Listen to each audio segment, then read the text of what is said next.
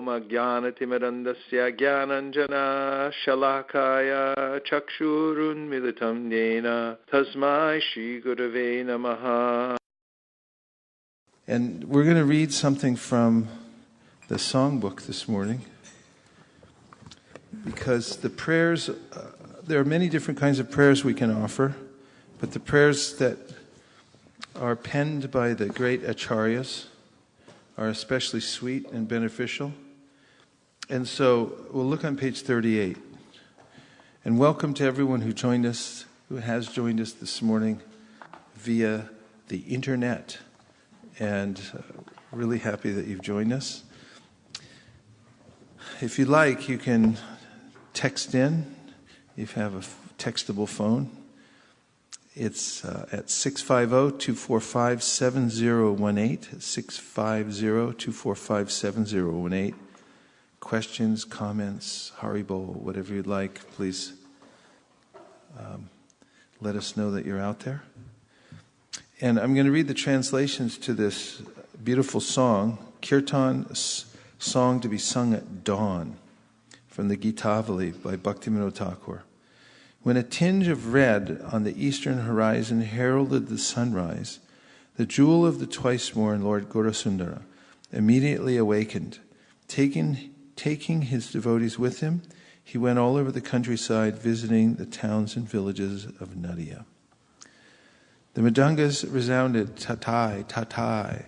The cymbals chimed in time, and Lord Gauranga's footbills jingled as his golden form trembled slightly in ecstatic love of God. Lord Chaitanya called out to the townsfolk, "You spend your nights uselessly sleeping and your days decorating your bodies. Now just fill your mouths with the vibration of the holy names, Mukunda, Madhava, Jadava, Hari, chanting without offense. You have achieved the rare human body. Don't you care for this gift? If you do not serve the darling of Yashoda now, great sorrow awaits you at death. Each time the sun rises and sets, a day passes and is lost. Then why do you remain idle and refuse to serve the Lord of the heart? Understand this essential fact. Life is temporary and full of all kinds of miseries, so make it your only business to take shelter of the holy name and always engage in his service. Desiring to bless all souls, the sweet name of Krishna has descended to the material world and now shines like the sun in the sky of the heart, destroying the darkness of ignorance. Drink the pure nectar of the holy name of Krishna and thus satisfy the soul of Bhaktivinoda. There is nothing but the holy name within all 14 worlds.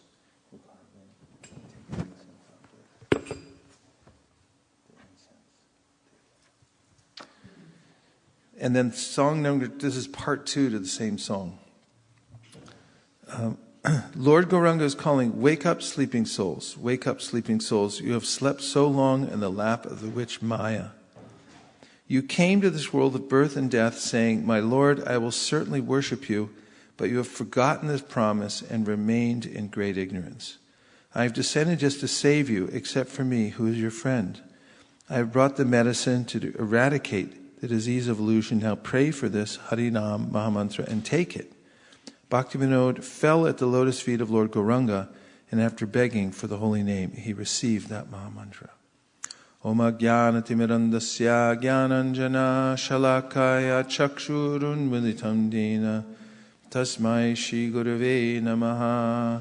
Nama Om Vishnu Padaya Krishna Preshtaya Bhutale Srimate Bhaktivedanta Swami Niti Namine Namaste Saraswate Deve Gauravani Pracharine Nirvishesha Shunyavadi Paschatya Deshatarine Jaya Shri Krishna Chaitanya Prabhu Nityananda Sri Advaita Gadadhara Shivasari Gaura Bhaktivinoda Hare Krishna, Krishna Krishna, Hare Hare, Hare Rama, Rama Rama, Hare Hare. It's this part 2, text number 2 from the Song of Bhaktivinoda Thakur. He writes, Bhajibo, which means I will certainly worship the Lord. Bulia, saying, Eshe, have come. Shangshara bhitare, into the material world. So, coming into the being born into this material world, previously, it's known from both the Srimad Bhagavatam, 3rd canto, in the teachings of Lord Kapila Dev, and also those same instructions repeated by Chaitanya Mahaprabhu to his mother in the mood of Lord Kapila Dev, that within the womb of the mother, a fortunate soul remembers the Lord. And there's a way in which inside the womb, the Bhagavatam explains, the living entity's senses are internalized. They haven't yet been fully manifested. They're not taking in all the information that our senses are taking in right now. At every second, practically we don't even realize how much we're affected by the stimuli that are coming into all our senses all the time. And the living entity in that womb sees the Lord and also prays to Him that, may I stay here, even though it's a very difficult situation, extremely suffering situation. He prays, let me stay here because I will remember you here. As soon as I come out, then I'll forget. And he has a moment of clarity that so many times I've been in this situation and so many times I've squandered it as soon as I've come out of the womb and have not been able to take advantage. So then he's pushed out of the womb and then he forgets. And so this is a reminder from Lord Chaitanya. And so this is what the devotees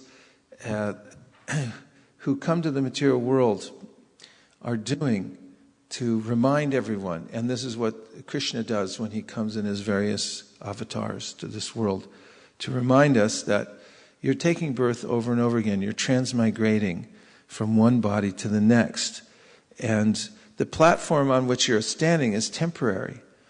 And it's not fulfilling either. Actually, we're besieged with misery in this material world. And that misery comes in waves. And Chaitanya Mahaprabhu said that a living entity is exposed to maybe a brief respite from the suffering that he gets, and he thinks that's pleasure. And he gave the example of a dunking board, which was used in medieval times and also by the Bush administration, that they would take a prisoner and they would dunk him underwater and then lift him up for just a gasp of air and then push him back down again, just so he didn't die, but so he was suffering like that.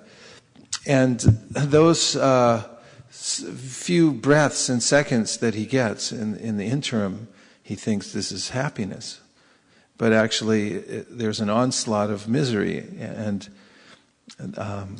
we're suffering because of that in the material world. So now the reminder comes, Bhajibo, you said this, Bolia. Bhajibo Bolia, you already said, I'm going to worship you, and now you forgot, so I'm reminding you. So, Bhulia Rohile, you have forgotten, Bhulia Rohile Tumi, and you have remained Abhijara Bhare, in the darkness of ignorance. So, you made a promise, you sincerely wanted to do it, but you forgot. So, it's important to remember where we are and what is our situation. And that is one of transmigration from one body to the next. Now in the Bhagavad Gita, which maybe we'll have a look at. May I have a Bhagavad Gita? Krishna talks about how we're changing bodies from boyhood to youth to old age. And then he says something very profound. And that is that in the similar way that we're changing bodies from boyhood to youth to old age, we similarly change into another body at death. So this, a lot of people don't have long-term planning, and they don't think so much about that.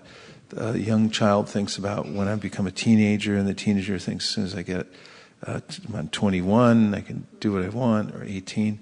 And then one's thinking about, getting some material acquisition And then one's thinking about maintaining the material acquisition and increasing it a little bit more.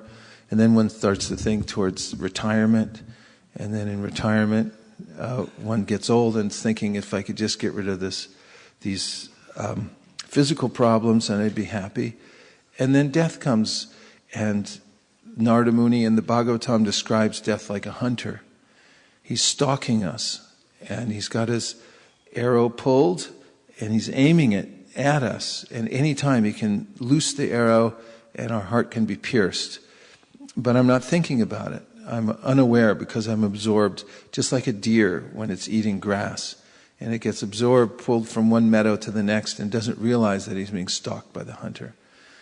So, Krishna in the Bhagavad Gita tells Arjuna in the 2nd chapter about how the soul is changing from one body to the next. And he says, Dehi no sminyata dehe. So let's look at this. Here we go. We'll have it on the screen in 2 shakes of a lamb's tail. This is text number 13 from the Bhagavad Gita 2nd chapter. And Krishna says, Dehi no asmin yata dehe komaram yovanam jara tata dehantara praptir dhiras tatra nahuhyati. So dehina means of the embodied. So this is an interesting word in and of itself, that what is embodied? It means that there's a person and he's embodied. There's something surrounding him. So we're surrounded by this physical body, which one can observe for oneself. That is, see the difference between oneself and the body. Asmin, in this, yata, as, dehe, in the body. Kumaram, boyhood. Yauvanam, youth. Jara, old age. Tata, similarly. Deha antara, of transference of the body. Prapti, achievement. Dhira, the sober. Tatra, thereupon. Na, never. Huyati, is deluded. And here's the translation. As the embodied soul continually passes in this body from boyhood to youth to old age, the soul similarly passes into another body at death. A sober person is not bewildered by such a change. And Prabhupada often pointed out that the body is not growing, it's changing. He insisted upon this designation. It's not growth, it's change. Because those who try to equate the consciousness with a certain combination of matter would try to say that we are the body and the body's simply growing. But Prabhupada said, no, it's changing. And that means that we're the steady or the constant within the body, the consciousness, but the body is continually changing. And here's what Prabhupada has to say about this verse in the purport.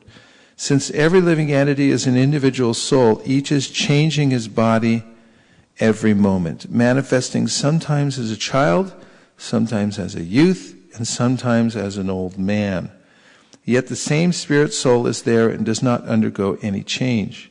This individual soul finally changes the body at death and transmigrates to another body.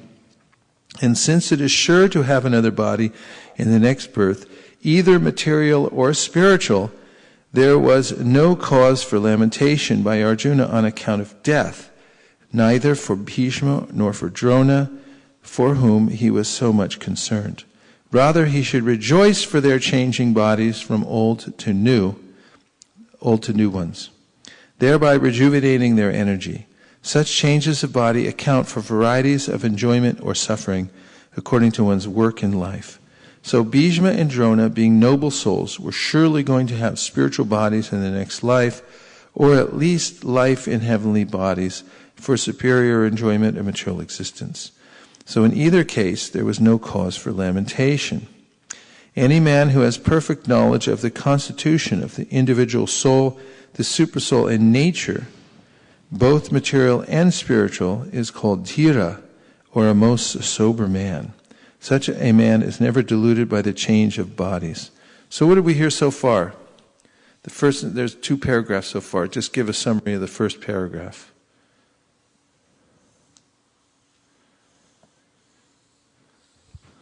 Any parts, yeah.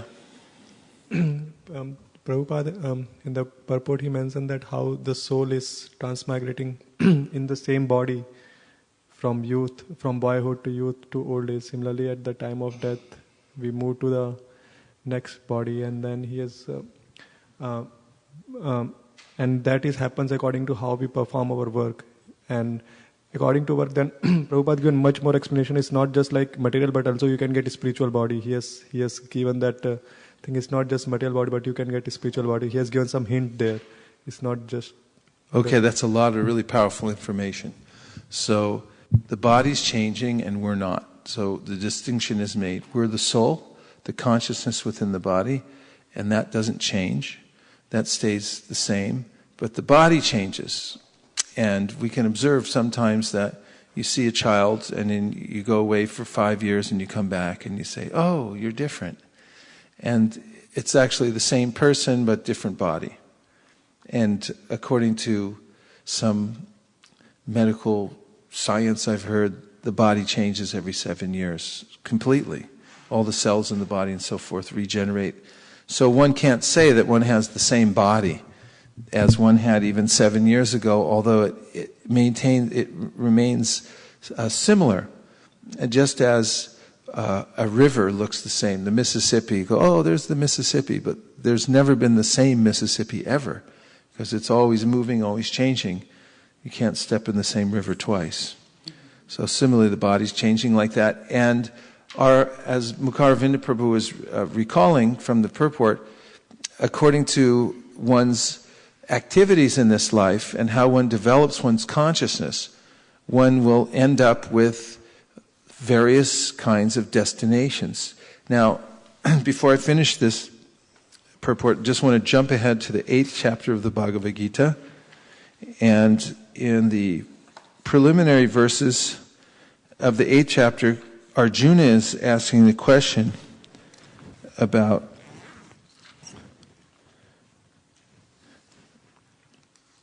the karma. What are fruit of activities, he wants to know. And Krishna answers in the 3rd verse of the 8th chapter. He says, action pertaining to the development of the material bodies of the living entities is called karma, or fruit of activities. That's called bhuta, in text number 3 in the 8th chapter. Bhuta bhavodbhava karo visarga karma samjita. So this phrase, bhuta bhava udbhava kara, producing of material bodies of the living entities. So you're producing various material bodies. How? Visarga, there's a creation. Karma, fruit of activities, samjitaha. Your work, your karma that you're doing now, it is developing future material bodies. Bhuta bhavod bhavakaro visarga karma samjitaha. That is called karma. And in the purport to this verse, Prabhupada comments that at the end of the first paragraph, when the living entity is in material consciousness, he has to take on various bodies in the material world. That is called karma, or varied creation by the force of material consciousness. Now this is very important to hear this last sentence. This is called karma, or varied creation by the force of material consciousness. So we will be forced by a higher arrangement, according to our consciousness at the time of death, into another situation. And we'll be helpless. So now we have an opportunity to cultivate knowledge. Back to text 13 in the 2nd chapter, and to the 2nd paragraph, Prabhupada writes, any man who has perfect knowledge of the constitution of the individual soul, the supersoul, and nature, of which 3? Soul, supersoul, and constitution of the individual soul, the supersoul, and nature, these 3 things, both material and spiritual, is called dhira, or a most sober man. Such a man is never deluded by the change of bodies. So that's an amazing feat, to not be affected by the change of bodies. And one has to be in perfect knowledge of the soul, the supersoul, and matter, and know how all these energies are working in order to be not affected by this change of body. And then one is called what? Dhira, or undisturbed, not disturbed. So, the Prabhupada continues in this purport. The Mayavadi theory of oneness of the spirit soul cannot be entertained on the ground that the spirit soul cannot be cut into pieces as a fragmental portion. Such cutting into different individual souls would make the Supreme cleavable or changeable against the principle of the Supreme Soul's being unchangeable. As confirmed in the Gita, the fragmental portions of the Supreme exist eternally, sanatana, and are called shara. That is, they have a tendency to fall down into material nature. So although the soul is the same quality as Krishna, although because it's tiny, chitkana, it's a particle of consciousness, and eternally so, it has a tendency, when in proximity to material nature, to become overwhelmed by the material nature. Whereas Krishna doesn't have that tendency, because he's the controller of all energies. Continuing, these fragmental portions are eternally so, and even after liberation, the individual soul remains the same, fragmental. But once liberated, he lives an eternal life in bliss and knowledge with the personality of Godhead. The theory of reflection can be applied to the Supersoul, who is present in each and every individual body and is known as the Paramatma. He is different from the individual living entity. When the sky is reflected in water, the reflections represent both the sun and the moon and the stars also. The stars can be compared to the living entities, and the sun or the moon to the Supreme Lord. The individual fragmental spirit soul is represented by Arjuna, and the Supreme Soul is the personality of Godhead Sri Krishna. They are not on the same level, as it will be apparent in the beginning of the 4th chapter. If Arjuna is on the same level with Krishna and Krishna is not superior to Arjuna, then their relationship of instructor and instructed becomes meaningless. If both of them are deluded by the illusory energy Maya, then there is no need of one being the instructor and the other the instructed. Such instruction would be useless, because in the clutches of Maya, no one can be an authoritative instructor. Under the circumstances, it is admitted that Lord Krishna is the Supreme Lord, superior in position to the living entity, Arjuna, who is a forgetful soul deluded by Maya. Okay, so we have evidence from the Bhagavad Gita and this important verse, Dehino asmin yata dehe komaran yuvaram jara tata dehantara praptir dhiras tatra namuyati. Namuyati, not bewildered at the change of death. So it's important to practice now. All the Shastras say, while you have the capability and full consciousness, so that when the time of death comes, which means you'll be forced to transmigrate from this body into another situation. That's for sure. We just don't know when. You will have the strength of purpose, the clarity of mind, fixity of heart, and so that you can not be bewildered. And in the Gita, also in the 8th chapter, Krishna describes how whatever you're fixed on at the time of death will determine your next situation, whether material or spiritual. And there are 8,400,000 species of life, and they're there to accommodate various kinds of consciousness of the living entity who desires to enjoy varieties of happiness in the material world. So you can have various bodies.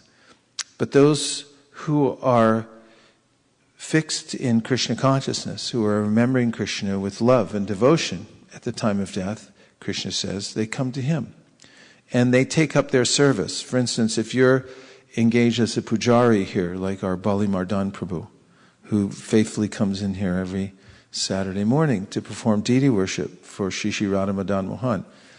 His meditation is he wakes up I'm just guessing, but he wakes up early, and then he's thinking, I have to go worship the deities. And he's looking forward to it, to coming here. Otherwise, he wouldn't do it so steadily. He drives his car long distance, comes all the way here, prepares himself. He's cleans, takes shower, everything, and then he comes in and he prepares all the paraphernalia to go on the altar to worship the Lord. There are various ways mentioned in the scripture to offer things to the Lord through the process of vidhi bhakti, the panchatriki vidhi system. And in that way, all morning long, he's rendering service to the personal body of Shishi Radhamanan Mohan. So naturally, he's thinking of them. And in this system of vidhi bhakti, when one has a tendency to drift away and think of other things, one has to perform the rules and regulations of devotional service in order to bring the mind back and remind oneself of Krishna. And one of the ways, Rupa Goswami says, is to engage all the senses in Krishna's service. Anyabhilashita shunyam jnana karma nyanavritam anukulyena krishnanu shilanam bhaktirutama. That there's a cultivation by engaging all the senses. And as we engage the senses in these activities for serving Krishna in various ways, then the mind starts to come along as well. Later on in Bhava Bhakti, the goal of Vidhi Bhakti is Bhava Bhakti, and the goal of Bhava Bhakti is Prema Bhakti. The mind will naturally be fixed on Krishna out of affection, and there's a natural attraction. And then when one is doing ordinary work, for instance, when one is working in the office or doing whatever work one has to do for one's livelihood, one will have to bring one's mind back to the task at hand because it'll keep going to Krishna, rather than it's always drifting away from Krishna and you have to bring it back. It goes the other way when one develops this Bhava Bhakti. So, in the 8th chapter of the Gita, Krishna says, Yang yang vapi smaran bhavam, tajat yante kalevaram. This word is very jarring. Tajat yante means when you're jerked out of your body, kalevaram means the body. Tajat yante kalevaram, you're going to be pulled out of this body at some point.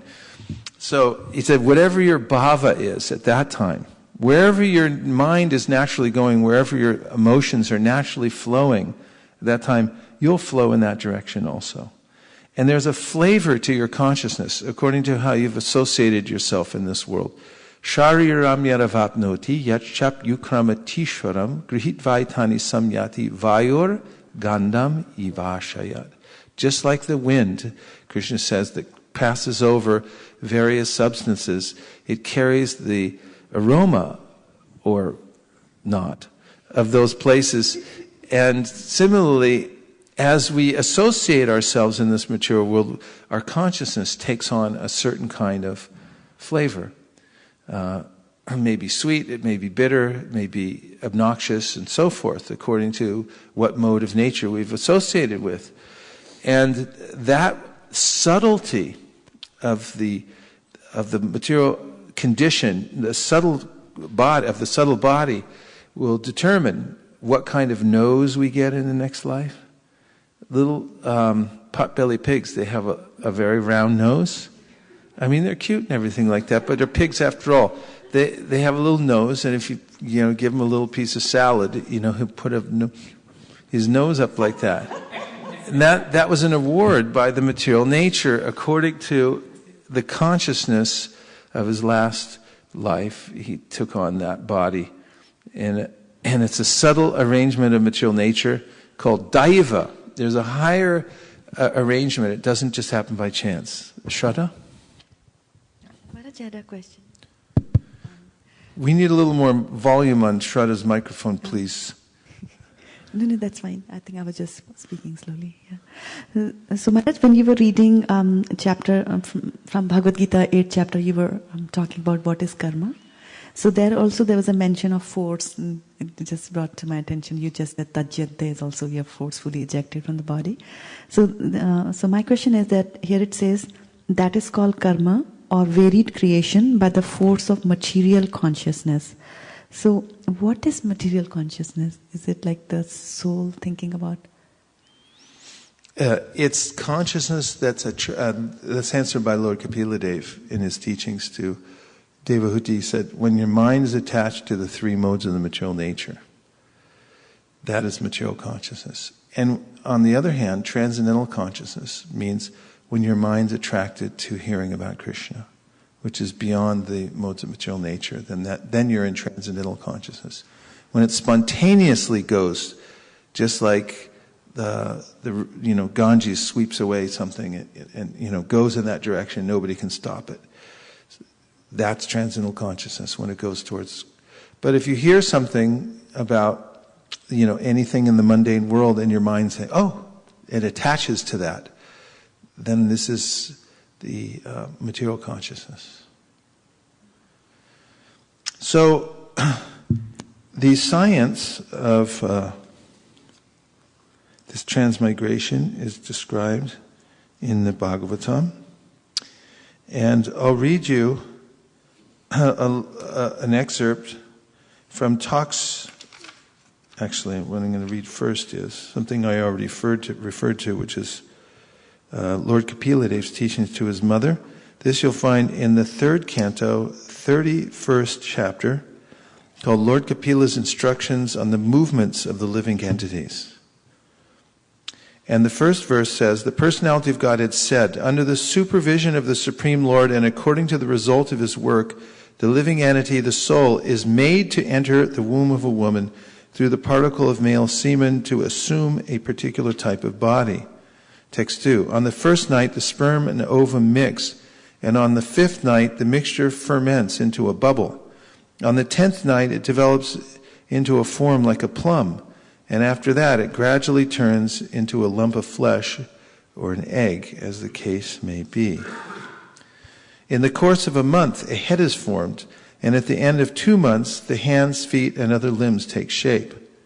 By the end of 3 months, the nails, fingers, toes, body, hair, bones, and skin appear, as do the organ of generation and the other apertures in the body, namely the eyes, nostrils, ears, mouth, and anus. Within 4 months from the date of conception, the 7 essential ingredients of the body, namely chyle, blood, flesh, fat, bone, marrow, and semen, come into existence.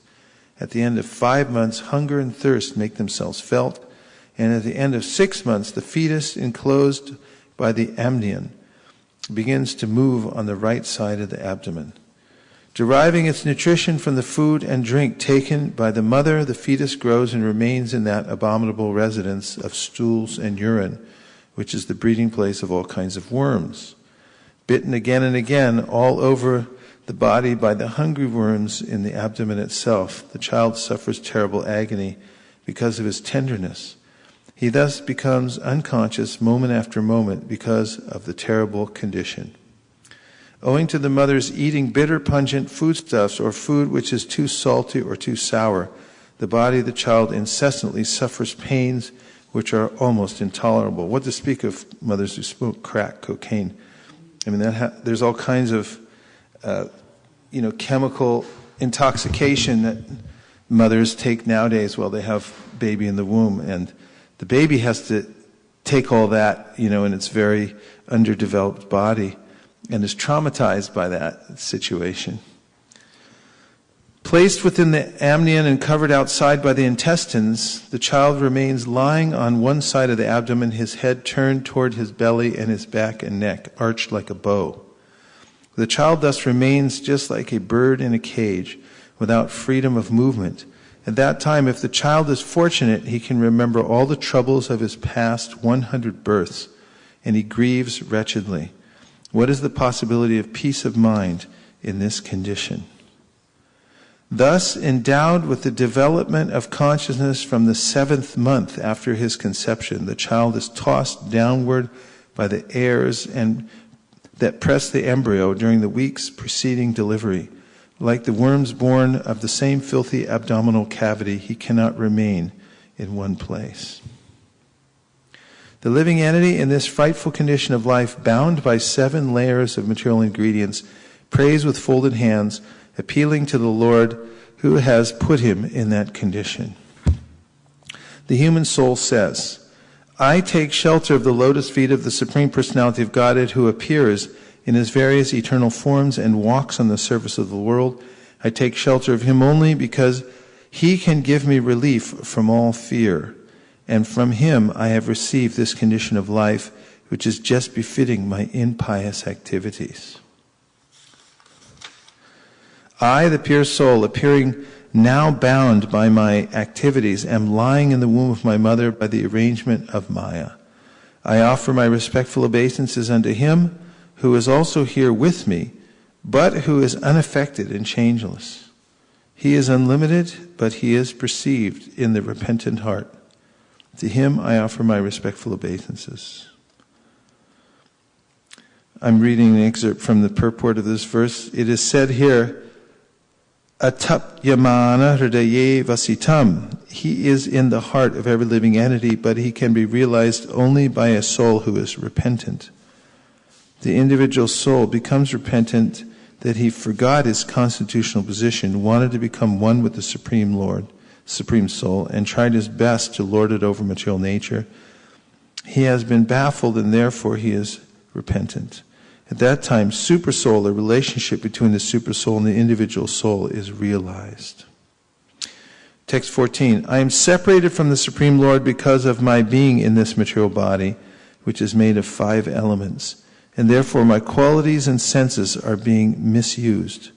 Although I am essentially spiritual, because the Supreme Personality of Godhead is transcendental to material nature and the living entities, because he is devoid of such a material body, and because he is always glorious in his spiritual qualities, I offer my obeisances unto him. The human soul further prays. The living entity is put under the influence of material nature and continues a hard struggle for existence on the path of repeated birth and death. This conditional life is due to his forgetfulness of his relationship with the Supreme Personality of Godhead. Therefore, without the Lord's mercy, how can he again engage in the transcendental loving service of the Lord?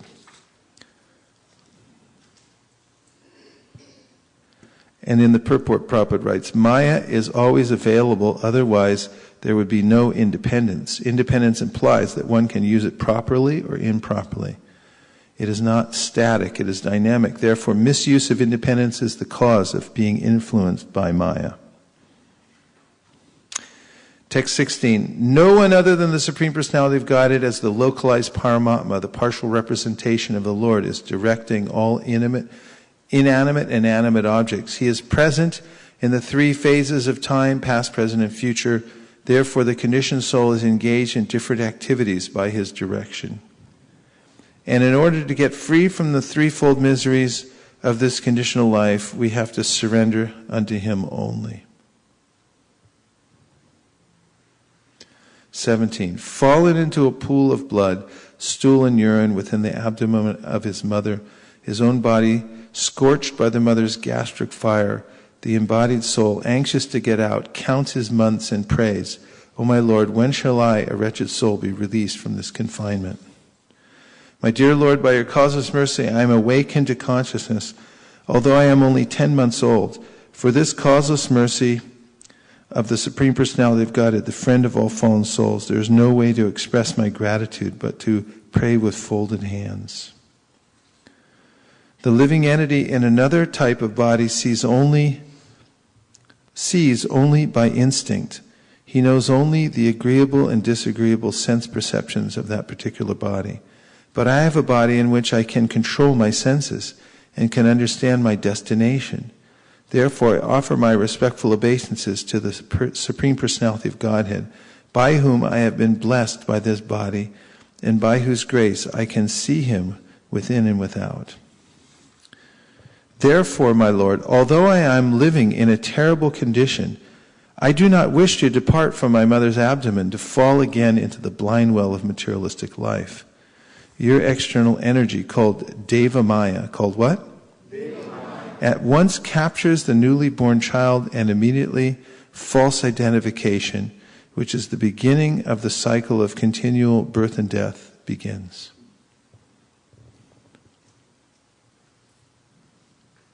And in the next verse, Tasmadaham vikata viklaka udarishya atmanam ashu tamasa sudritat manaiva puyo yata vyasanam etad anika randram ma me bhavishyad upasadita vishnupada. Here are the word for words. Tasmad, I'll say, please repeat. Tasmad. Therefore. Now, therefores are very edifying in a way because you've come to a conclusion. In the Shastras, therefore, there's a lot of ruminating and philosophy and everything. Therefore, now here's what I'm going to do about it. So it's a nice place, a nice way to start a verse. Tasmat, therefore, aham, I, vigata, ceased, viklava, agitation, udarishe, shall deliver, atmanam, myself, ashu, quickly, tamasa, from the darkness, surida atmana, with friendly intelligence, eva, indeed, bhuyaha, again, yata, so that, vyasanam, plight, etat, this, anekarandram, entering many wombs, ma, not, may, my, bhavishyat, may occur, upasadita, placed in my mind, Vishnupada, the lotus feet of Lord Vishnu. So all this, earlier we had referred to a poem by Bhaktivinoda Thakur in which he says, Bulia, Bhajiba Bulia Eshe, Shankshara Bitare, that Bulia Rohile Tumi, Abhijarabhare, that he's reminding, you've promised these things, you've gone through this before, and now we're actually hearing the psychology of the living entity within the womb, of what it is he promised, what it is he was thinking. And to be reminded of that, oftentimes in some sort of dangerous situation or trauma, when we have a near-death experience, we may be also reminded of this and think, oh, I promised really that I was going to be good in this life. I was going to actually pursue a life of piety and try to reach God. But I because of the intoxication of the lower modes of material nature, I've thrown that all away. I've thrown caution to the wind again. Caution to the wind again. And now I was bewildered. Sometimes material nature knocks some sense into me. And I suddenly have this stark realization, oh, I should become sober and serious and so forth. And that works for a few minutes. Oftentimes at a funeral, when the body is being burned and so forth, people will remark that, oh, why am I working so hard? And, I have so many attachments and I should give all these things up. And they really mean it at the time. But a few days later, life goes on and Maya is very strong and sweeps one away and one forgets. So this reminder is important. Bulia, what is it? Bhajibo bulia eshe, shangshara bitare. He's reminding this about the shangshara bitare. You're being swept away by this thing. So reform your consciousness now. And one of the ways we just heard about is repentance. It's very powerful. There's a kind of purifying force to repentance that helps to clarify the consciousness and move forward. And so here's the translation. Therefore, without being agitated anymore, I shall deliver myself from the darkness of nescience with the help of my friend, clear consciousness. Simply by keeping the lotus feet of Lord Vishnu in my mind, I shall be saved from entering into the wombs of many mothers for repeated birth and death. Now we can attain this daily by chanting Hare Krishna. We can take shelter of our friend, clear consciousness, because Krishna is present in his name, and he's present in the Bhagavad Gita and the Srimad Bhagavatam. Therefore, this simple process of daily taking this medicine. Enechi ashaudi maya nashi bharolagi is a subsequent verse after this reminder that you've been in Maya all this time. You promised you were going to actually pursue devotional service, but as soon as you came out of the womb, you were swept away again. Everyone was goo-goo goggling at you, and then you just thought, I'm pretty cool, and give me something to eat. And then you forget. You got to go to kindergarten and all that stuff. It's very traumatic, and the whole experience of being in a new body and learning how to use it and everything like that, it actually becomes all-consuming until one comes to a point where one has some clear consciousness. So this is our real friend, clear consciousness. This is Krishna. This is Buddha Yoga. When one gets this clear consciousness, and it is direction, form direction, is the intelligence coming from the Supersoul. And this is our friendly direction, as Krishna says in the Bhagavad Gita, Sarvasya chaham hridisani vishto mataksmitir jnanam apohanam cha, that he's giving this remembrance, knowledge, and forgetfulness according to our desire. And he's always ready to give us, and always giving us proper direction. Out of a causeless unwillingness to follow it, then insist on something else. Just as a child might insist from a parent on something that's unhealthy, and so keep saying over and over and over again, give it to me, give it to me, give it to me. And then reluctantly, the parent makes some arrangement. Like Prabhupada described how one of his young sons kept wanting to touch the spinning table fan, and Prabhupada kept pushing his hand away. And finally, Prabhupada's friend said, "Why don't you let him try it?" So they turned the fan down, and he touched it, and he cried, and he never touched it again. And so there's a way in which my, unreasonable desire to interact with material nature sometimes goes is fulfilled by Krishna out of a sense of, he'll give us what we want. So once we get this clear consciousness, praying to the Lord, it's a friendly intelligence, suridita manaiva, then we can act correctly. Now the next verse, 22, Lord Kapila continued, the 10-month-old living entity has these desires even while in the womb. While he thus extols the Lord, the wind that helps parturition propels him forth with his face turned downward so that he may be born.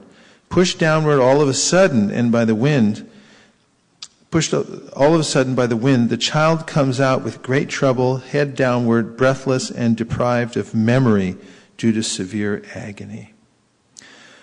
The child thus falls on the ground, smeared with stool and blood, and plays just like a worm germinated from the stool.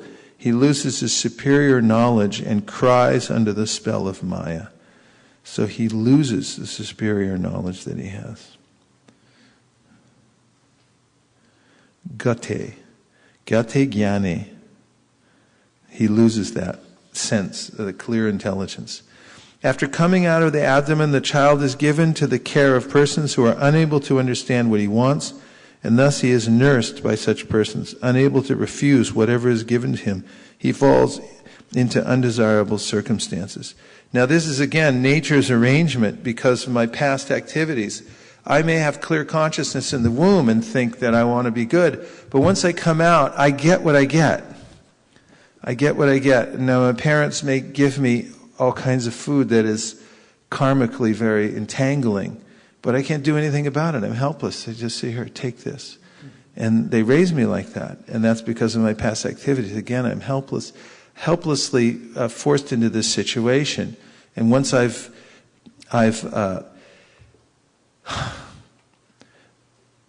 acted in a certain way, then material nature carries out in an automatic way its course. Prakrite kriyamanani gunai karmani sarvasha ahankara vimutatma kartaham iti manyate.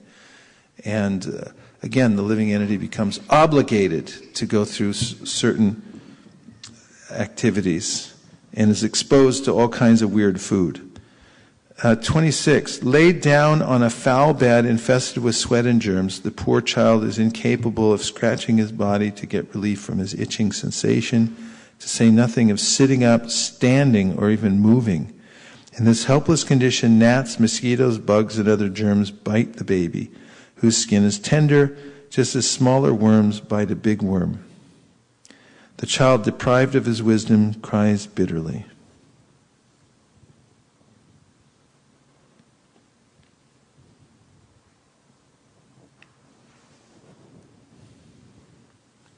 In the purport, Prabhupada said, it is assumed that even if a person acquires some spiritually uplifting knowledge, circumstantially he is prone to forget it.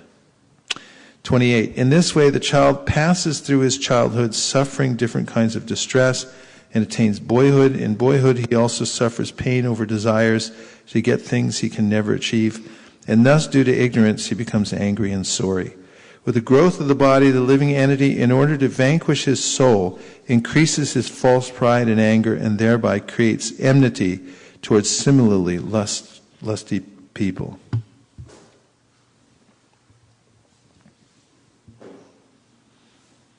By such ignorance, the living entity accepts the material body, which is made of 5 elements, as himself. With this misunderstanding, he accepts non-permanent things as his own and increases his ignorance in the darkest region. So, he goes on from there describing how the living entity becomes again entangled in the material world. Yes, Lavanya. Hare Krishna, Guru Maharaj. Maharaj, the way you've described it, I feel like just like we go through happiness and sadness and there's a cycle, it seems like we go through a cycle of knowledge and ignorance.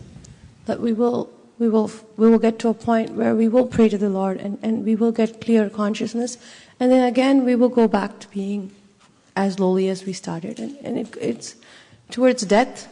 The Lord is death, and when He arrives, again we wake up. Though we have made our mistakes, we get a moment of clear consciousness at birth and at death. And why is that? Why do we do that cycle along with everything else? Why can't we just wake up? Because, you get that clarity, and then you have to go back into Maya and you become helpless. And as you've explained, if you're helpless, then it's back to square one all over again. Mm-hmm. What is the meaning of that cycle? Is there a purpose to doing that?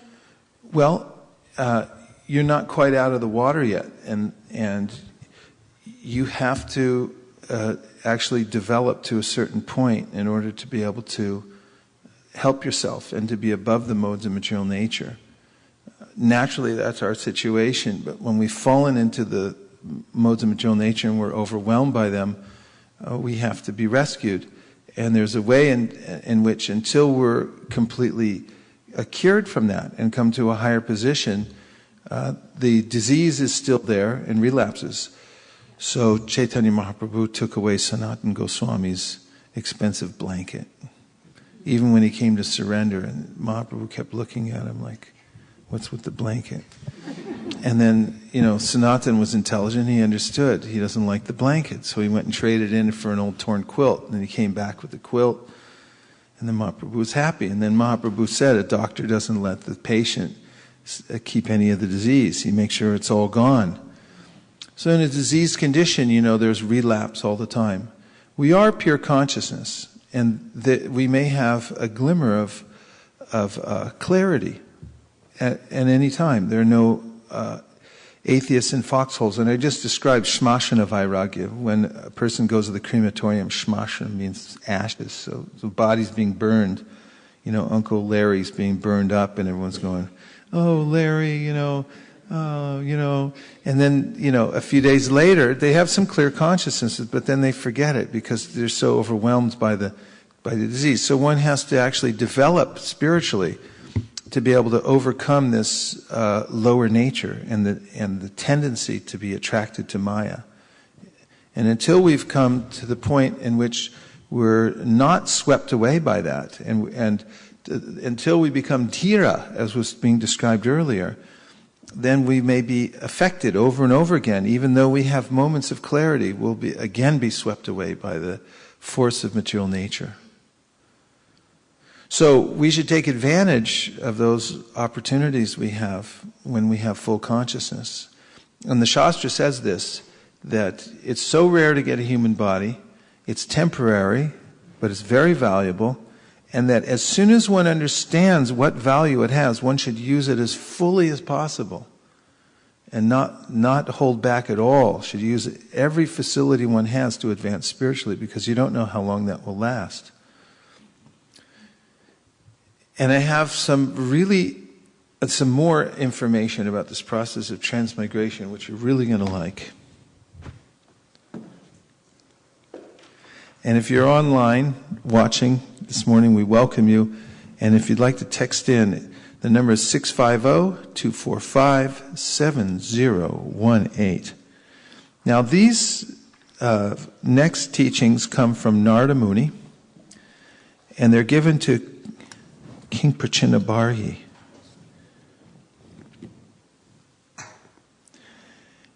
And King Prachinabarhi and Narada Muni is trying to disentangle this king from his materialistic tendency. And the king has been engaged in performing these Vedic sacrifices through which one gets elevation to higher positions of happiness in the material world. And that's a ruse, because as Krishna says in the Bhagavad Gita, once you attain some piety in the material world, you rise to higher planets, but then you use up those pious activities just like you use up frequent flyer miles, and then they put you back in coach. And then, so same way, you have to come back down again into the material world, and then you're again persona, back into the lower or the middle planetary systems. You may even, through vikarma, slip down into the lower planetary systems. And this way there's a rotation going on. And also, in the course of performing karma kanda, if you commit sinful activities, which is natural because there's sacrifice of animals and so forth, you can really get in some serious trouble here in the material world. And this is not the way to happiness.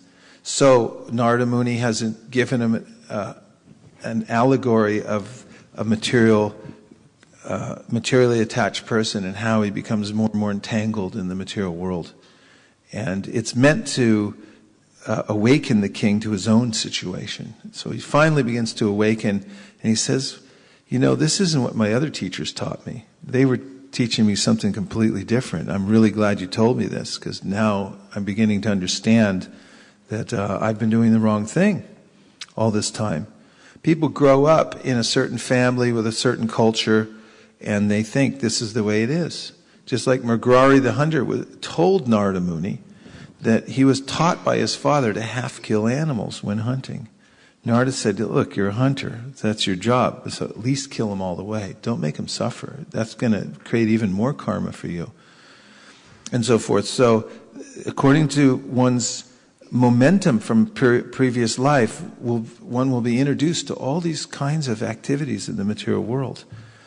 So now Narada is giving this clear instruction for us to become dhira, and he's instructing King Prachinabarhi in the science of transmigration. And here he goes. Text number 58. This is 4:29:58. Fourth canto, 29th chapter, which is called Talks Between Narada Muni and King Prachinabarhi. The results of whatever a living entity does in this life are enjoyed in the next life. The expert knowers of Vedic conclusions say that one enjoys or suffers the results of his past activities. But practically it is seen that the body that performed the work in the last birth is already lost. So how is it possible to enjoy or suffer the reaction of that work in a different body? The great sage Narada continued, the living entity acts in a gross body in this life. This body is forced to act by the subtle body, composed of mind, intelligence, and ego. After the gross body is lost, the subtle body is still there to enjoy or suffer. Thus, there is no change. Right? So we take the subtle body with us from one gross body to the next, and all the same tendencies are there within that body. And that's why we're forced. And we through momentum, we continue with various propensities. Yes? The number is 60. I just read 60. Now I'm on 61. The living entity, while dreaming, gives up the actual living body. Through the activities of his mind and intelligence, he acts in another body, either as a god or a dog. After giving up this gross body, the living entity enters either an animal body or a demigod's body on this planet or another planet. He thus enjoys the results of the actions of his past life.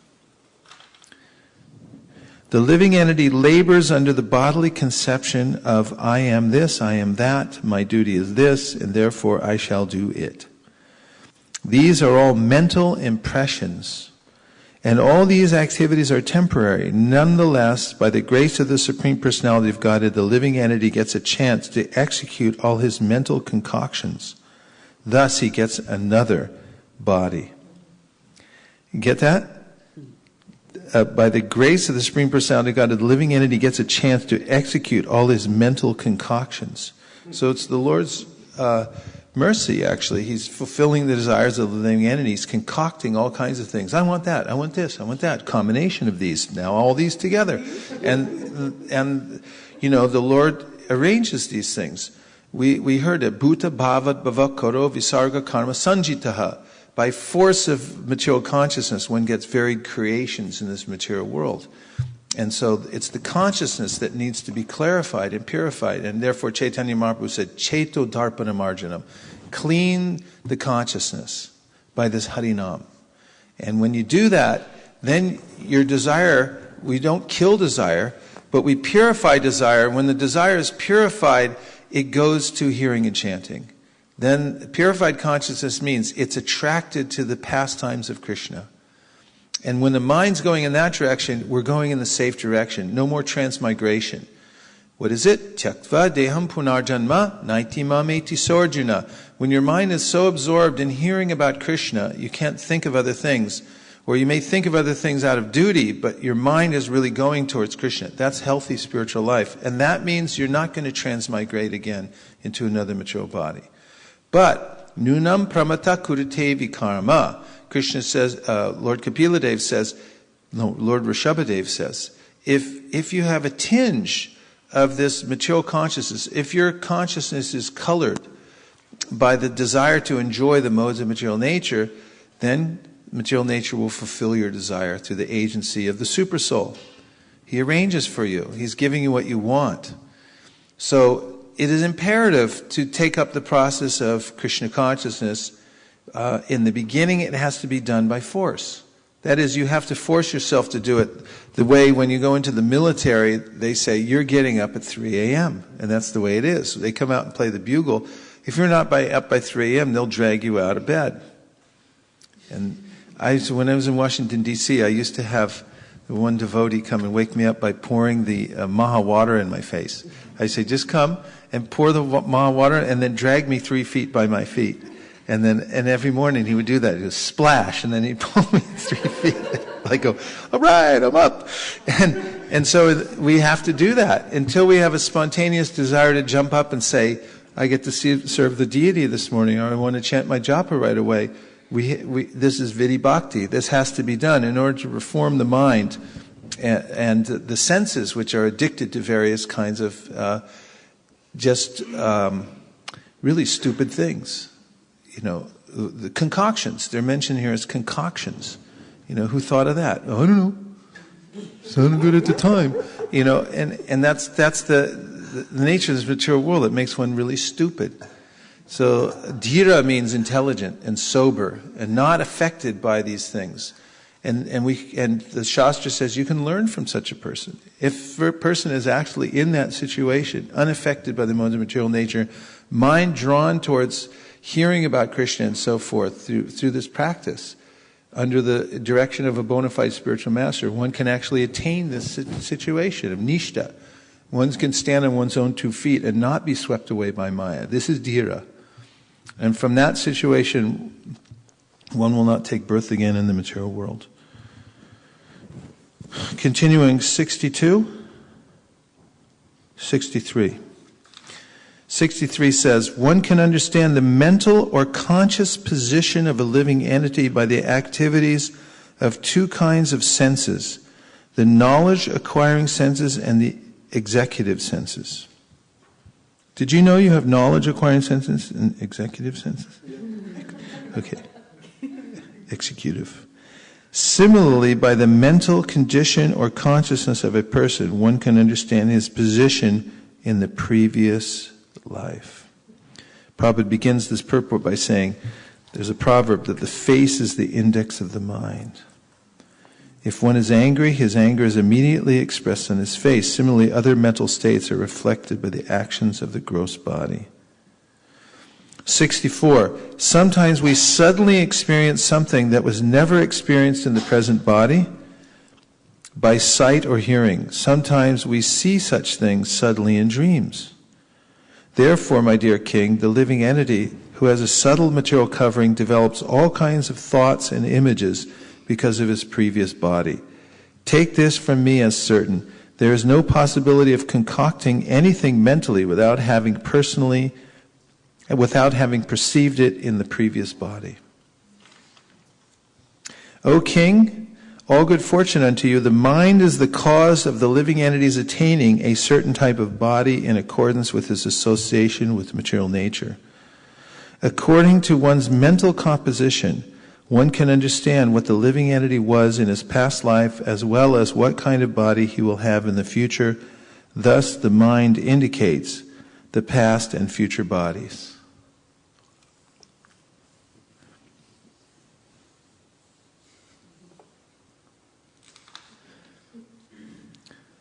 Sometimes in a dream we see something never experienced or heard of in this life, but all these incidents have been experienced at different times, in different places, and in different conditions.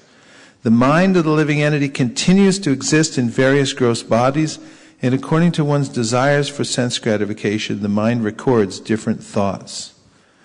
In the mind, these appear together in different combinations. Therefore, these images sometimes appear as things never seen or never heard before.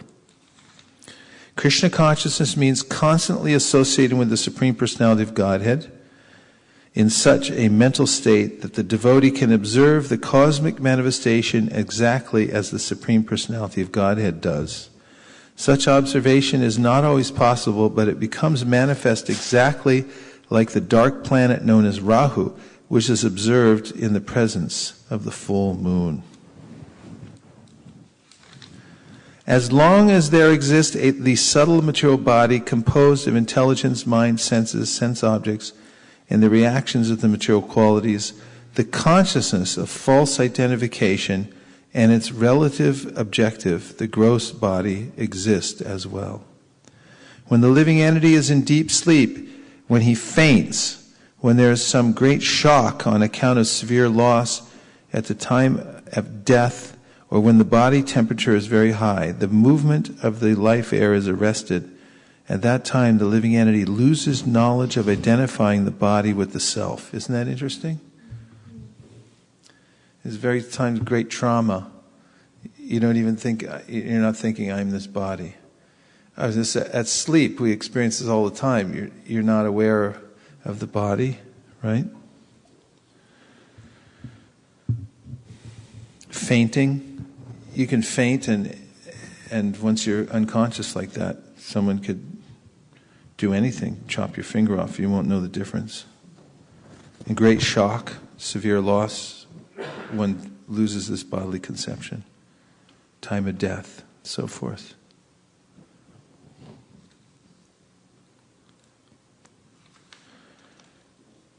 (72) When one is a youth, all the 10 senses and the mind are completely visible. However, in the mother's womb or in the boyhood state, the sense organs and the mind remain covered, just as the full moon is covered by the darkness of the dark moon night. So I was speaking about this earlier, how when the baby's in the womb, the senses are internalized. They're not fully manifest yet. So, and also sometimes when babies are born, people think, oh, they're very innocent, but that's because their senses aren't manifested yet. And when they do, as one of our youth directors used to say, every parent has a pure devotee. Till they have a little hair on their legs. And then he'd say, then that's, they can go any direction, really. And so the senses become, they unfold, they become manifested, and then the previous desires that are stored there within the subtle body come out. But one of the reasons that the soul in the womb is able to have this moment of clarity, he's not harassed so much by the external senses. He has almost a meditative state where he's able to see himself as separate from the body and see his existential crisis that he's caught in the material world. That's quite profound, because at the same time he realizes that he's going to be caught again.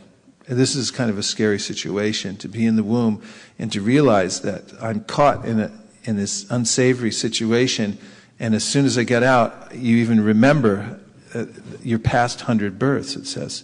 So that means you come out, you know that you're going to come out and be bewildered again. And it's a very frustrating kind of situation, to say the least. And that's why the soul repents in that situation. Please save me. Malini, here comes the microphone to quadrant 3. Hare Krishna, Prabhuji. Prabhuji, so it is said that the soul remembers the past 100 births if he is fortunate. So how do we qualify? Like, does everybody remember and pray to Krishna in the womb, or? I've had this argument before. I mean, it wasn't an argument, but I brought up in a class about how the soul remembers, and someone came and said, they have to be fortunate. It's not necessarily mentioned there, but there's some, it just says the fortunate soul.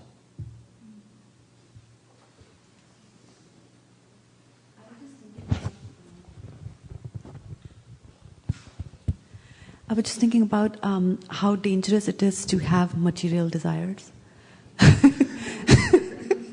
Like Prahlad Maharaj asked for only that benediction, that, and from the core of my heart there should not be any material desires, because if you have material desires, then you get a body, you go through the womb and suffer everything in the womb, you have moments of repentance, and then, but you come out, you forget, and then your family helps you in forgetting even more. And I was thinking, we were reading that the child is crying and the family doesn't know what the child wants. And it's good to be born in a devotee family that way, because I've heard so many of devotee parents tell me that, hey, we have this little one and he cries, and when we say Hare Krishna, he stops crying. So just thinking that's what the child really needs, and how many parents know that that's what the child is asking. Yeah, that's actually satisfying to the heart to see a child born into a devotee family where he's getting all kinds of spiritual care, and opposite, to see a baby born into a family where they're giving him, they may feed him all kinds of vikarmic food and everything like that. Just seeing baby has to eat it. That's the way it is. And also how important it is to have association when we are going through, like you were explaining to Lavanya Mataji, that we have these moments of realization, but then we have this tendency to fall back, and that's it has to be cultivated. It really has to be cultivated.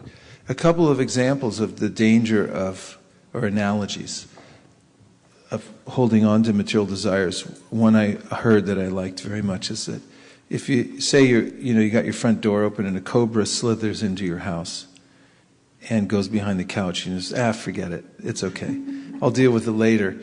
You would immediately move everything out of the house until the cobra was gone. And similarly, if you allow material desire to stay lingering in your heart or mind, this is as dangerous as the cobra, because at one point it will come out and strike you. Another is harboring a fugitive. The person just murdered somebody, robbed a bank, and then comes and says, can I stay? And he's like, all right, you can stay here. There are implications to harboring a fugitive. You become implicated in the crime itself that the person committed if you harbor the fugitive. So there's a way maintaining material desires even after understanding so many instructions of the matter. It's like this law: don't harbor fugitives. It's like, what are you letting him stay in there for? You know, we told you already it's illegal. You can't keep him in there. It's like, nah, he's all right. You know, let that material desire stay in there. So yeah, really important. We can see from this that consciousness is what determines our future, and to be very careful to winnow out those material desires. And it becomes more and more subtle. You can see from the prayers of devotees who are fully fixed in this occupation of purifying the consciousness, of how careful they are to maintain certain states of consciousness. The base instruction, which should be maintained throughout one's practice, is Trinad api sunichena, Toror api suhishnuna, Amanina manadena kirtaniyastadahari. That one should be very humble. And cultivating humility is very helpful, because then one is able to take instruction, accept chastisement from others in a way in which one can kick out material desires and so forth. If one is not humble, then one will have a tendency to protect one's faults, material desires and so forth. Were you going to say something? Mayapur Vihari Prabhu? Prabhu, a question. Okay. You had touched upon the subtle body. So I just wanted to know a little more about it. I mean, the mind, it says, so does it transmigrate? Is it part of the spiritual body? I mean, the soul transmigrates from body to body. No, it's not part of the spiritual body. We have two material bodies. One's a gross material body, and the other is a subtle material body. And the gross material body is left behind at the time of death. And you can see that happen if you're next to somebody who dies. They just totally leave behind the material body. The same nose is there, same eyes, ears, hands, everything's there. But the subtle body's gone. It's moved on to the next destination according to the consciousness.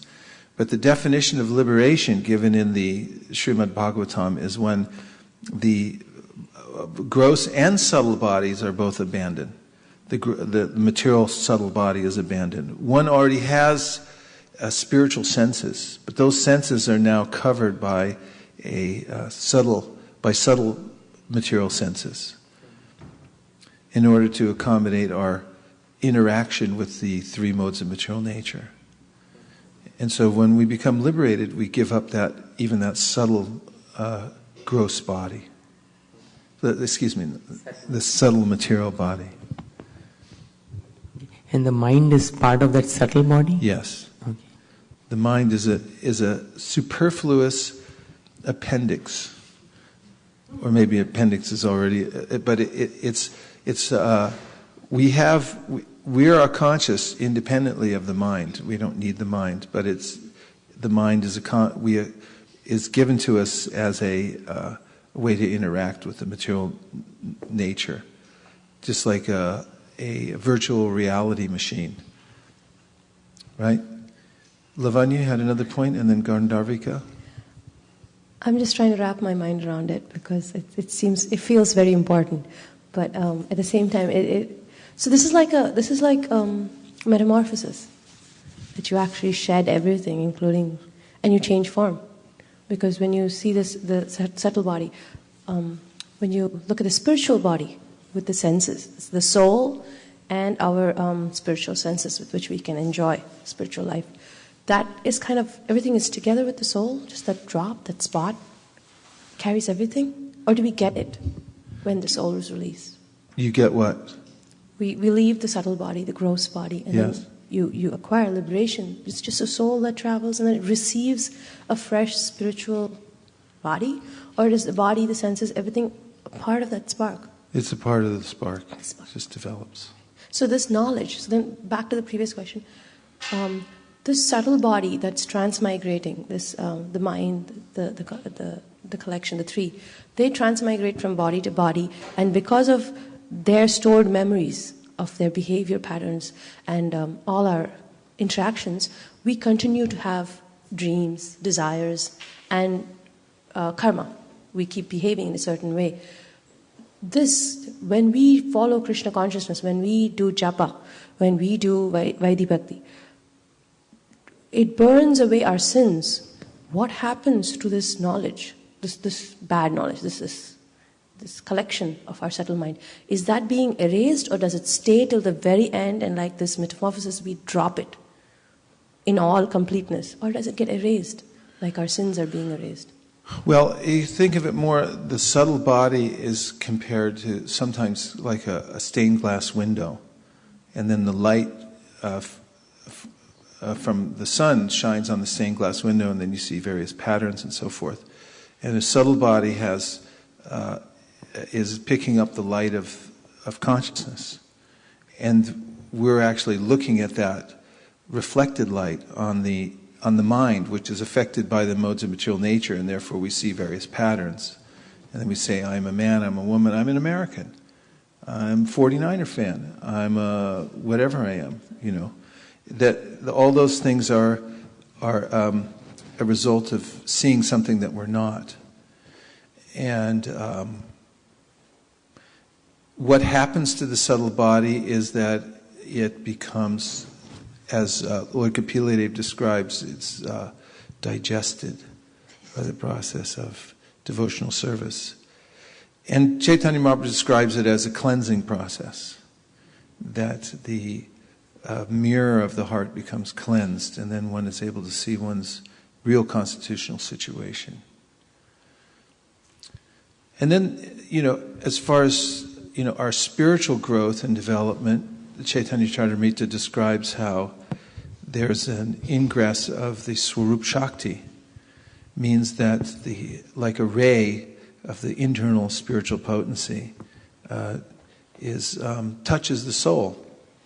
And there's a way in which the original spiritual desires, the potential that's there within the soul, Nitya Siddha Krishna Prema Sadhya Kabunoi, Shravanadi Shuddha Chitte Kare Udoy, becomes realized and awakens by that touch of the internal energy of the Lord, the Swarup Shakti.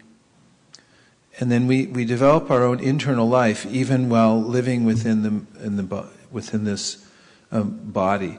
And actually the devotee doesn't have a material body. The devotee has a different kind of body. It has a sadhaka deha.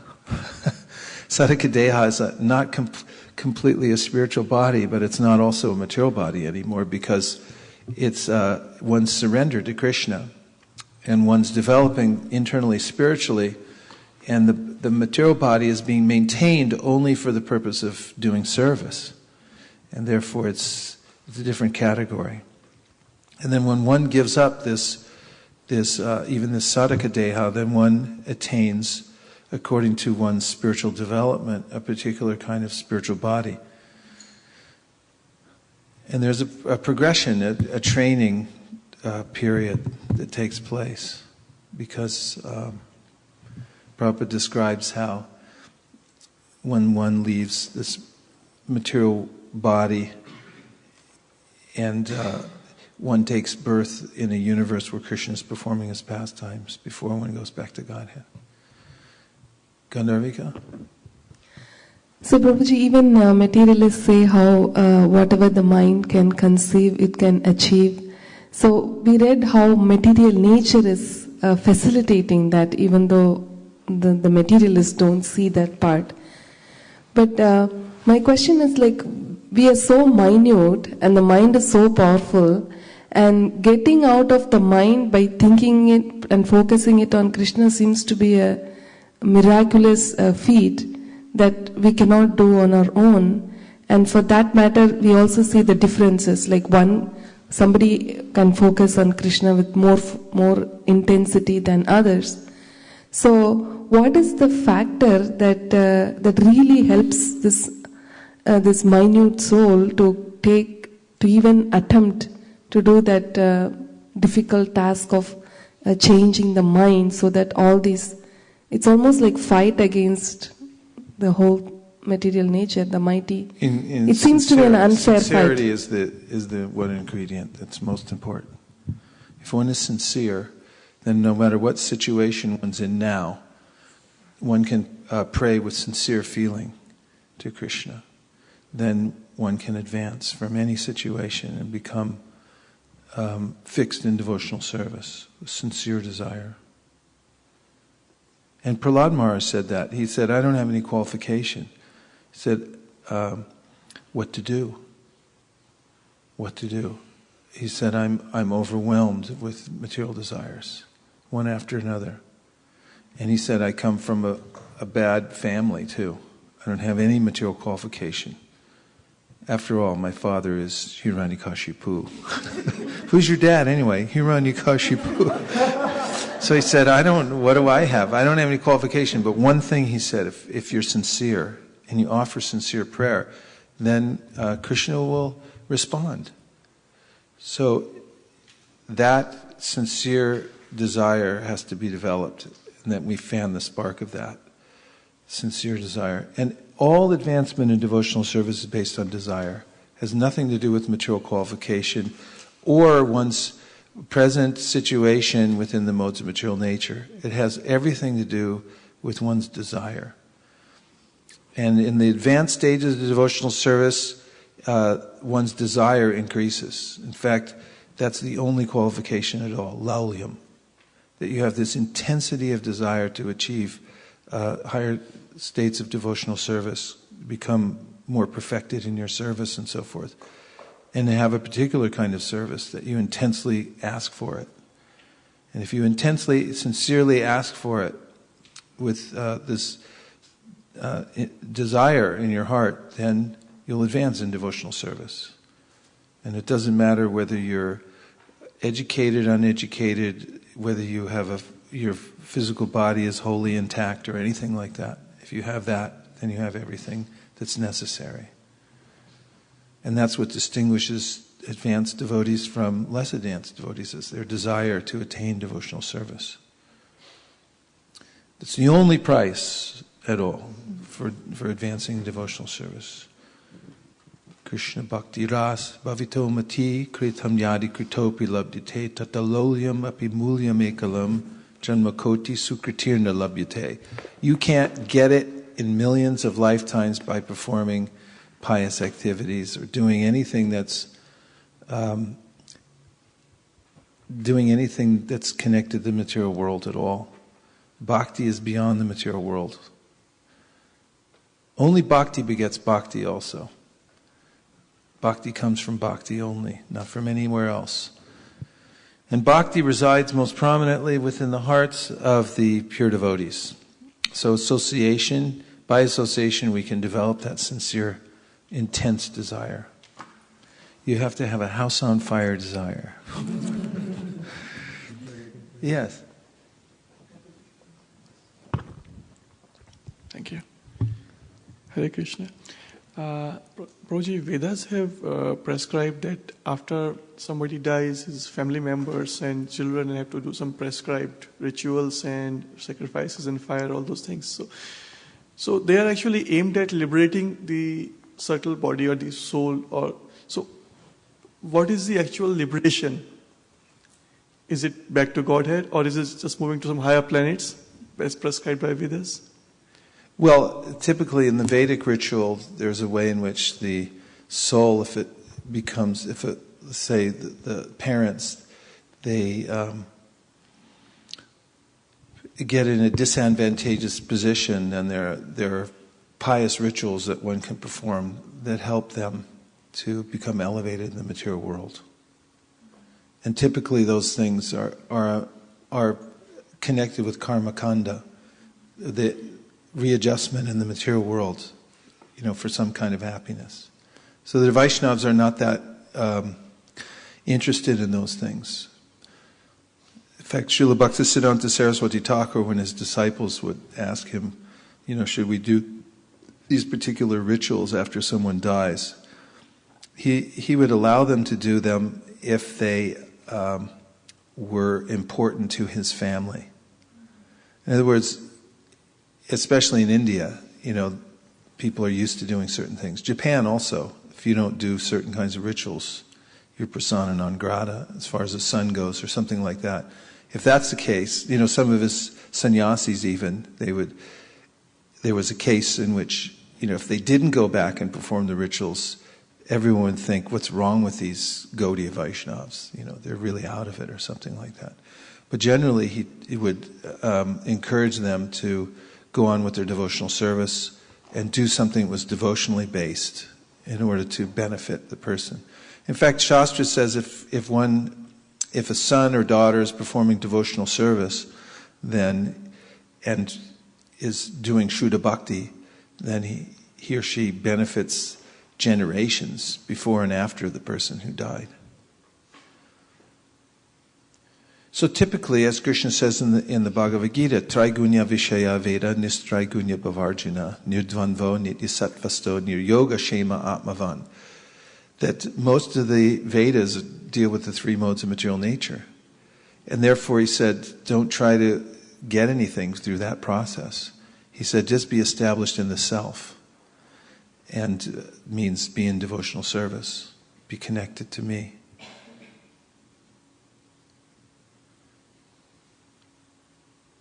Does that help? Okay.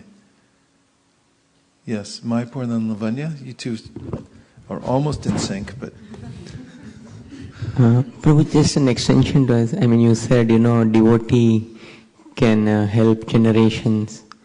If the devotee goes back to Godhead, yes, the generations this way and below, they're all, going back. But for an ordinary devotee, no devotees are ordinary.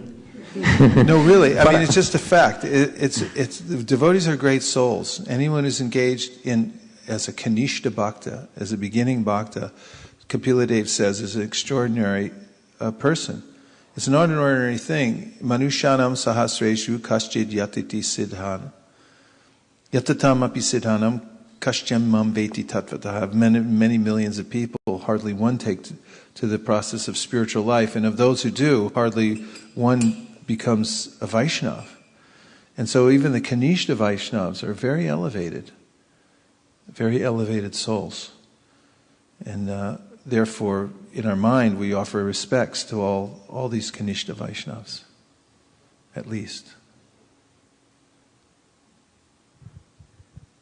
So Prabhuji,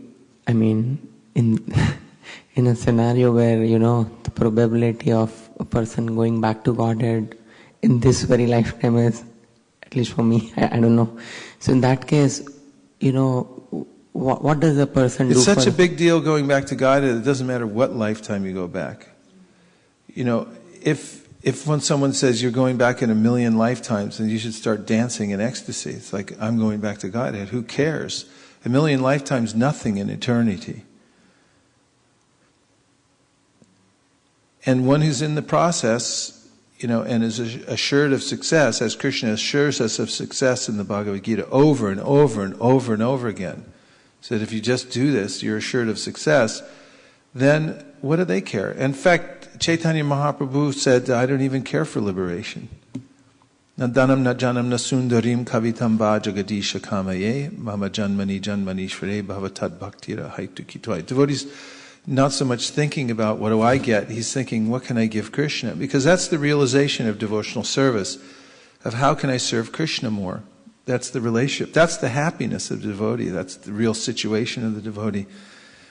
That he's not affected by material conditions because he's no longer attached to happiness or distress in the material world because he's living on a different platform. That's necessary. That's devotional progression. And then he leaves it up to Krishna, whatever you decide, Krishna. This life, another lifetime, no lifetime, whatever, I don't care.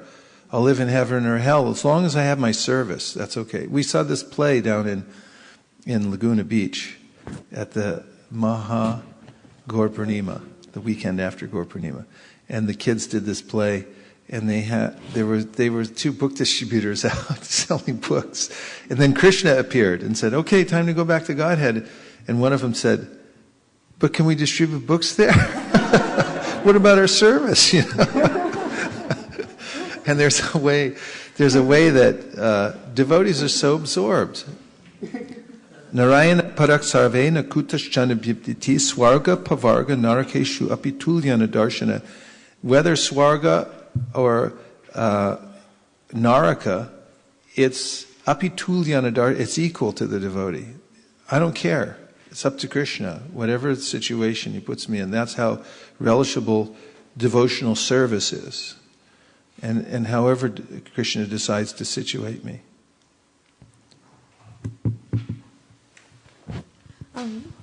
Guru Maharaj, there's this thought that I've been carrying for a while about, I don't know if it's about Vapu and Vani or about the Guru or Srila Prabhupada initiated almost 5,000 disciples.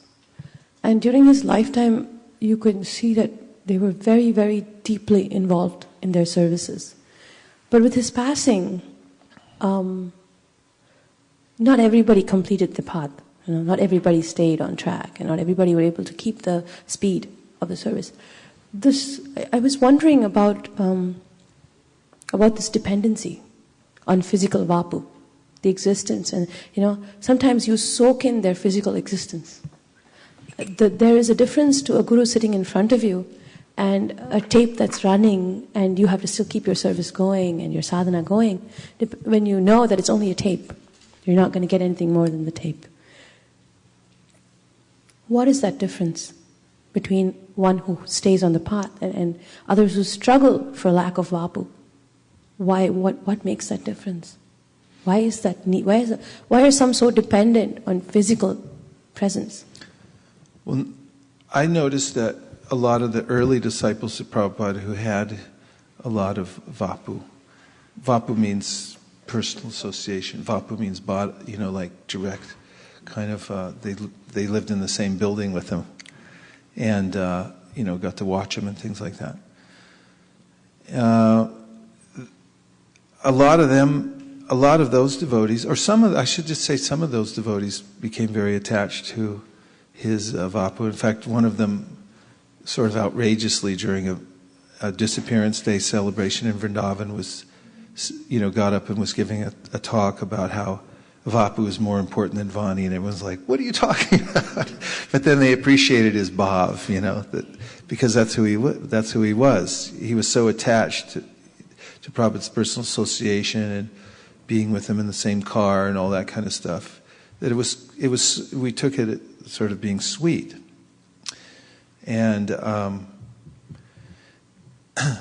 you're asking what the difference is between Vani and Vapu? Why is there a dependency? Some need Vapu. Once he took a different form, your sadhana steps, you feel a loss of stamina. Well, this is called Tirobhava. Tirobhava means that the Guru is a kind of manifestation of Krishna in order to help us locally, because he helps us from within and from without, and in every direction he helps us. And the Guru appears locally to us in a way that seems kind of natural, that we can relate to, someone we can talk to and is there. And the Tirobhava is an opportunity, actually. Tirobhava means the disappearance of the Guru from our vision. He reasons ill that Vaishnavas die because Vaishnavas, how does it go?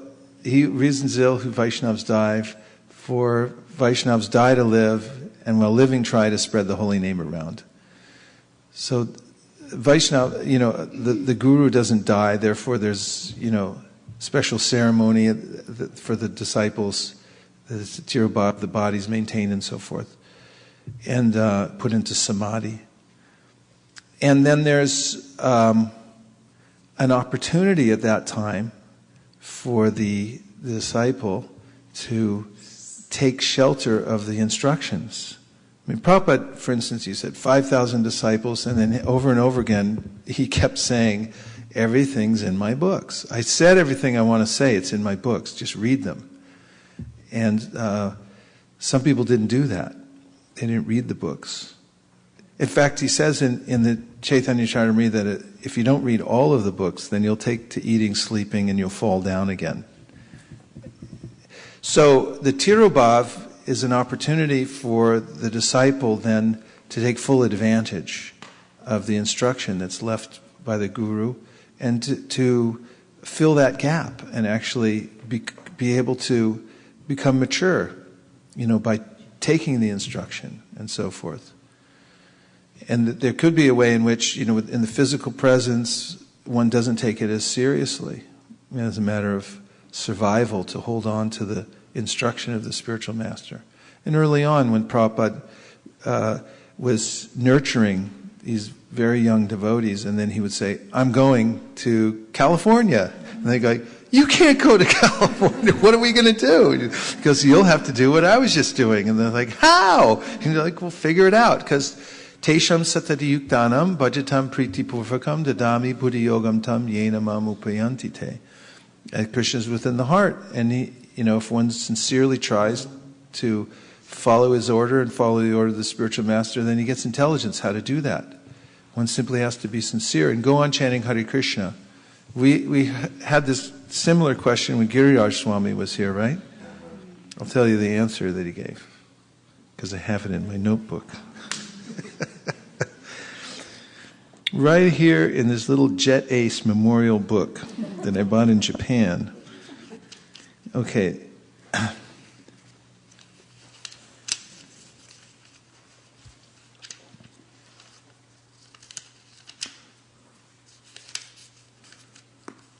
You'll be surprised at the answer.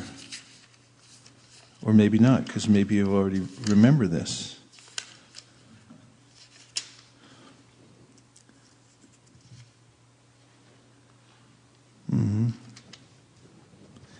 Yeah, Satsrup Maharaj asked Prabhupada, when you're no longer here, how do we answer our questions? Prabhupada, Krishna and his name are non-different. Have you realized that? That was Prabhupada's answer. So, one who goes on chanting Hare Krishna, which is the instruction, and studies the instructions of the spiritual master, it can never be without knowledge, and cannot. And then Prabhupada said, if one is sincere, one will never make a mistake. Does that mean one won't have missteps? No. But one who's sincere, even if he has missteps, will be able to take full advantage of them. And there's a book called Falling Up, written by a monk, Falling Up. And it's all about how the second half of life, once one's got the form of one's life, the container, in other words, our identity's fixed and everything like that, then what do we fill that up with? And that those who are progressive, they go on even in the face of mistakes, missteps, and so forth, and they become very strong. And so everyone has to struggle and make advancement in devotional service. And there's a period of readjustment after the Acharya leaves, that one has to realize one's own identity and come to take the instruction as one's heart and soul. And in that case, one who does that is never separated from the spiritual master. He feels the presence of the spiritual master 24 hours a day because he's married to the instruction. And there's no difference. It's actually transcendental, and that's to be realized through the Tirubhav, the disappearance of the spiritual master. Damodar.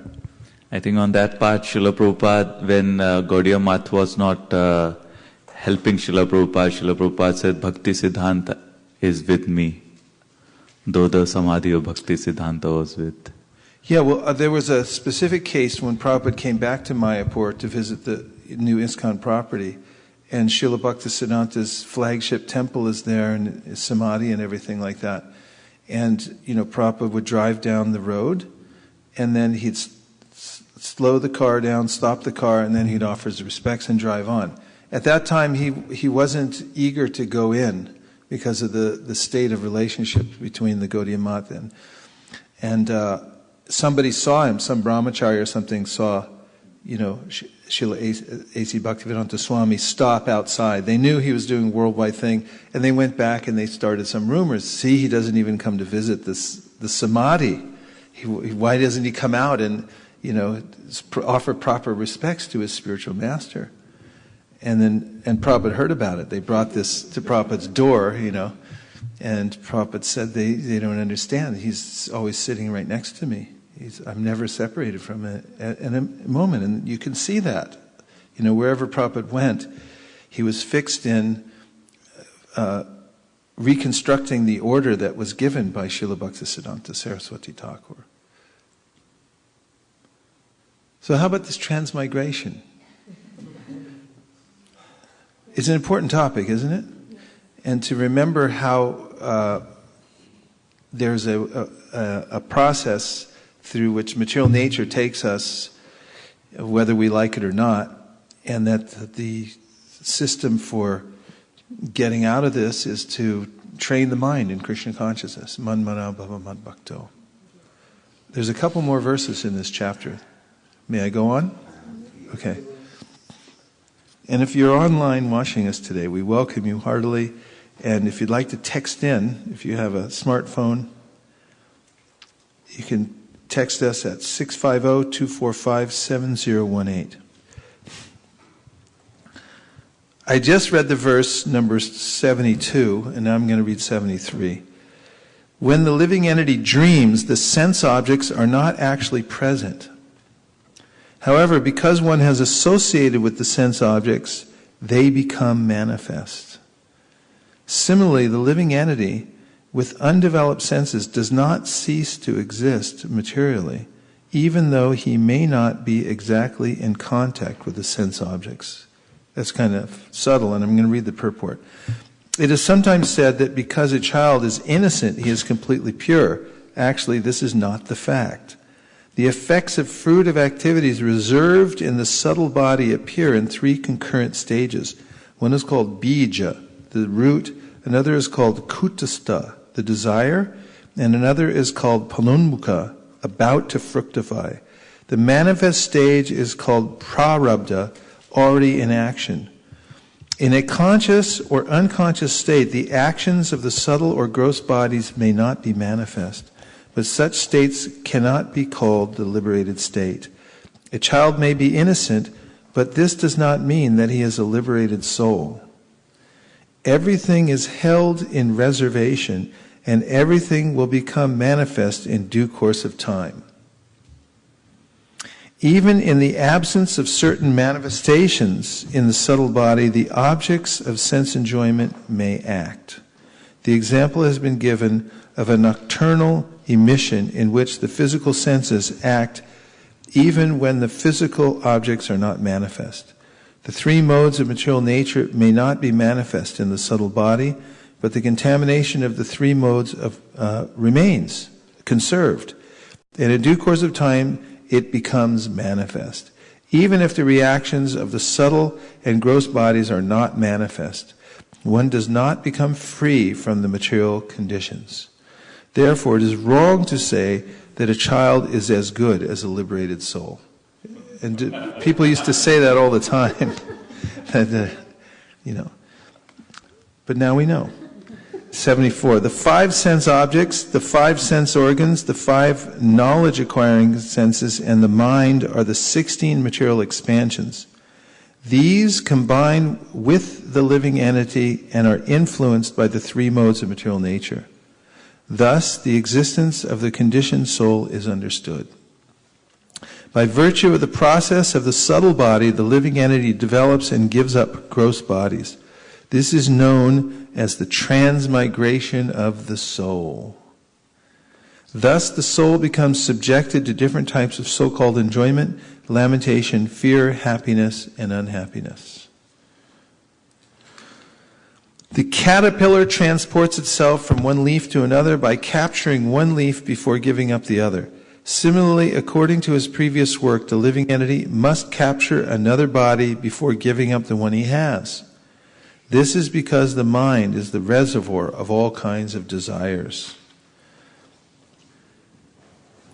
As long as we desire to enjoy sense gratification, we create material activities. When the living entity acts in the material field, he enjoys the senses, and while enjoying the senses, he creates another series of material activities. In this way, the living entity becomes entrapped as a conditioned soul. You should always know that this cosmic manifestation is created, maintained, and annihilated by the will of the Supreme Personality of Godhead. Consequently, everything within this cosmic manifestation is under the control of the Lord. To be enlightened by this perfect knowledge, one should always engage himself in the devotional service of the Lord.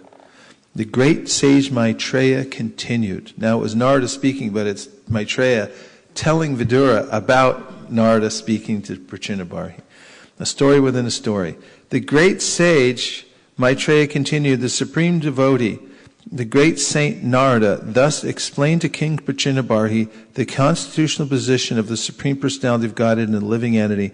After giving an invitation to the king, Narada Muni left to return to Siddhaloka. In the presence of his ministers, the saintly King Prachinabarhi left orders for his sons to protect the citizens. He then left home and went off to undergo austerities in a holy place known as Kapila Ashram. Well, that was abrupt. But after hearing all these instructions, then he became convinced. And one votes with one's feet. So there it is. There's a process of transmigration that's going on right before our very eyes. It's hard to see, because I still feel like I'm 20, I must say. I mean, all the time. And I look and it's like, how can I be so old? And it just happens. You know, by force of nature, the body changes and so forth. And then, as you get older, you know, you see people passing away all the time. And you notice that everything's changing. And that observation, combined with cultivating the science of transmigration and the understanding of the soul, the super soul, and material nature, can actually put one in a situation where one is determined to fix the mind on Krishna and to perform devotional service. Then, of course, the experience of taste from hearing and chanting is vital. One must have this experience by hearing and experience it from oneself, kind of addiction, you know, to hearing. The senses become eager. The ear becomes eager to hear about Krishna and so forth, and not repulsed by it. Then one can see for oneself a spiritual health, because along with that attachment to hearing about Krishna come all kinds of side benefits, so to speak, like a vairagya, which means one's no longer pinched by the lower modes of material nature, forced into things that one doesn't want to do, that are detrimental to one's well-being and so forth. And one has uncanny knowledge. For instance, we just heard a few verses earlier that one who's in knowledge sees the cosmic manifestation the way the Lord does, with the same kind of vision. And with that sort of perspective, one's not tempted at all to fall into the lower modes of material nature, although one's always on guard. So this science of transmigration of the soul is very interesting, and there's we don't depend on empiric knowledge at all, really, to prove the point. But there is a lot of really interesting research, especially with children who have last life experiences. It's being done at, University of Connecticut? Virginia. University of Virginia. Now there are 2 generations of professors who have been doing research there. Funded, the department was opened by the head of the Xerox Corporation, who was very interested in reincarnation. So he funded a department there. And any one of you who are wealthy, you can also fund departments here at ISV. Damodar Vamsidari is sitting right over here. In fact, it's a good idea to, in your will, leave behind a portion of your estate to maybe earmark certain projects that you'd like to see carried forward in the future. That's how universities get really wealthy. They get these endowments, inheritances from their alumni who are very wealthy and so forth. In any case, the research shows several books. Life Before Life is one of the books. Came out fairly recently. Just empirical research about children who remembered very specifically their last lives, and then they followed up with it. That is, these researchers followed up it in clinical situations.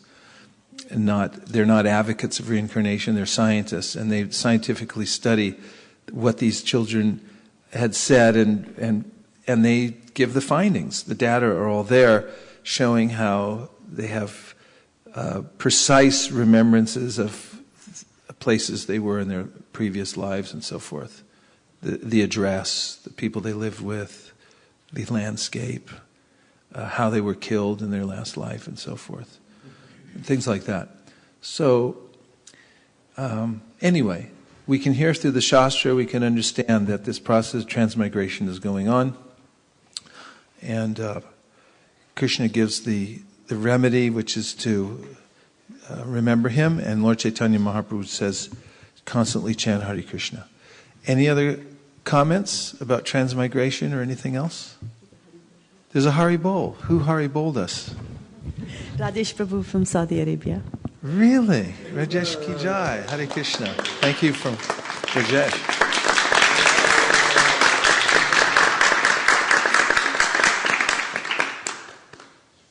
That's a nice feeling to be connected to the devotees in Saudi.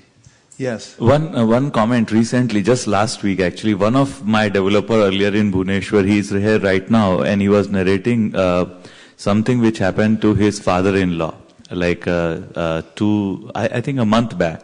So he's in his 65, he got a stroke, and now he got kind of a memory reset. And he is actually behaving as if he's living in 1960s.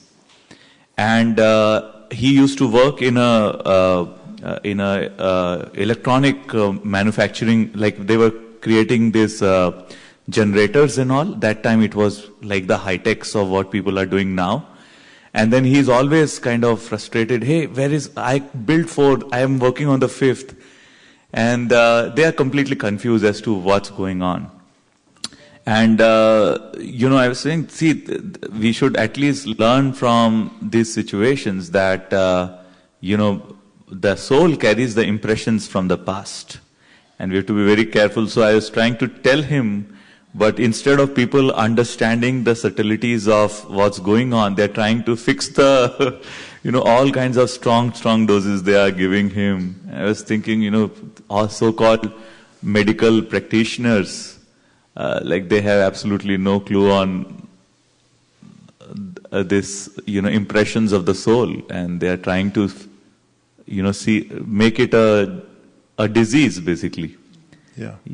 So just on I was thinking it's also incarnation in a sense, like, even if you go back on time, certain period, and, the body is at one place and the intelligence or the mind impressions are on the other, it becomes a very malfunction body. And I was thinking how the eyes goes to the retina, the ears take it, and then the soul is combining every expression, and we are having a nice altogether visual experience of the Lord. Any facility gets broken, the whole experience goes down. Yeah, that's nice anecdote. And also, the old saying, we don't see the world the way it is, we see the world the way we are. And according to Shastra, that means that our mind is influenced by the modes of material nature. And therefore, when, as you were describing, the stimuli comes through the senses, it gets interpreted and picked up by the mind. Some things are accepted and some things are rejected according to one's nature developed under the 3 modes of material nature. And some people see, oh, that's good, others, oh, that's horrible. That's an effect of the modes. Yes? I got a Haribol and some statistics. A Haribol and some statistics, yeah. Okay. So the Haribol is coming from Radha Venkat Prabhu in Sacramento. Also. Jai, Radha Krishna. And the statistics are also coming from him. Yes. He says there are 25 devotees on the internet and 3 on the phone. Our obeisances to the 25 devotees on the internet and the 3 on the phone. Hare Krishna. Yes. Prabhu, one more. Sorry, I'm picking up too much. Today happens to be exact the time a year back our deities and Srila Prabhupada moved into a temple today. Is that right? Yes, 19th of April, 2013. 19th of April. Haribol!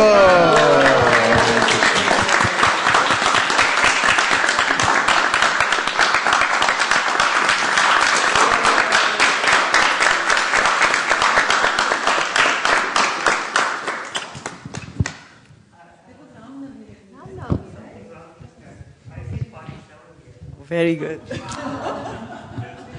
47 online. We offer our obeisances to the 47 devotees who are online. 2 channels are running. So, to the 47 devotees who are online, we offer our obeisances. Mukharavind? Thank you very much, Guru Maharaj, for nice class. And I like one answer that you told about sincerity, like when Mataji asked like how to develop Gandharvika Mataji, and you answered that answer is sincerity.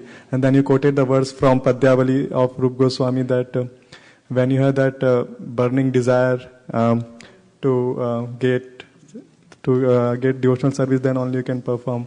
And we are waiting for your second book that you told on fire on desire. No. House on Fire Desire? House on Fire. Yeah. We are still waiting. Not exactly a profitable occupation waiting for any of my books at this point. So.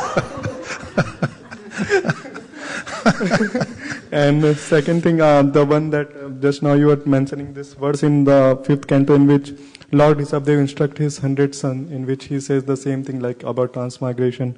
Parabhavastavad abodh jato. Parabhavastavad abodh jato. Yavan na jigyasvad atma tattvam yavan kriyastavad idam manovay karmatmakam yena sharira bandha. Karmatmaka yena sharira bandha. This is karmatmaka means colored with fruit of activity. It's like if you have clear water and you put a little tinge of red in it, then it's colored. No, the same point like what you're saying, that as long as the mind is impure, consciousness is unclear, and as long as one is absorbed in fruity activity, he has to accept a material body. Yeah. Yeah, that's good evidence. Yes. I just wanted to also mention that it's 16 years since my mom passed away, and I was just thinking in the morning that what an apt topic for the lecture we have today on transmigration of soul. How many years? 16. 16 years today. Yeah. Wow. Yeah, first of all, I wanted to welcome you back. We are very happy that you're back. Thank you. Thank you.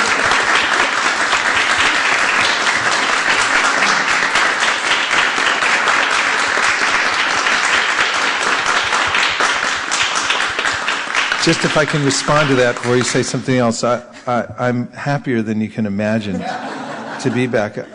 I feel really torn, honestly, really torn to be in various places. I didn't even know how it happened, to be honest with you.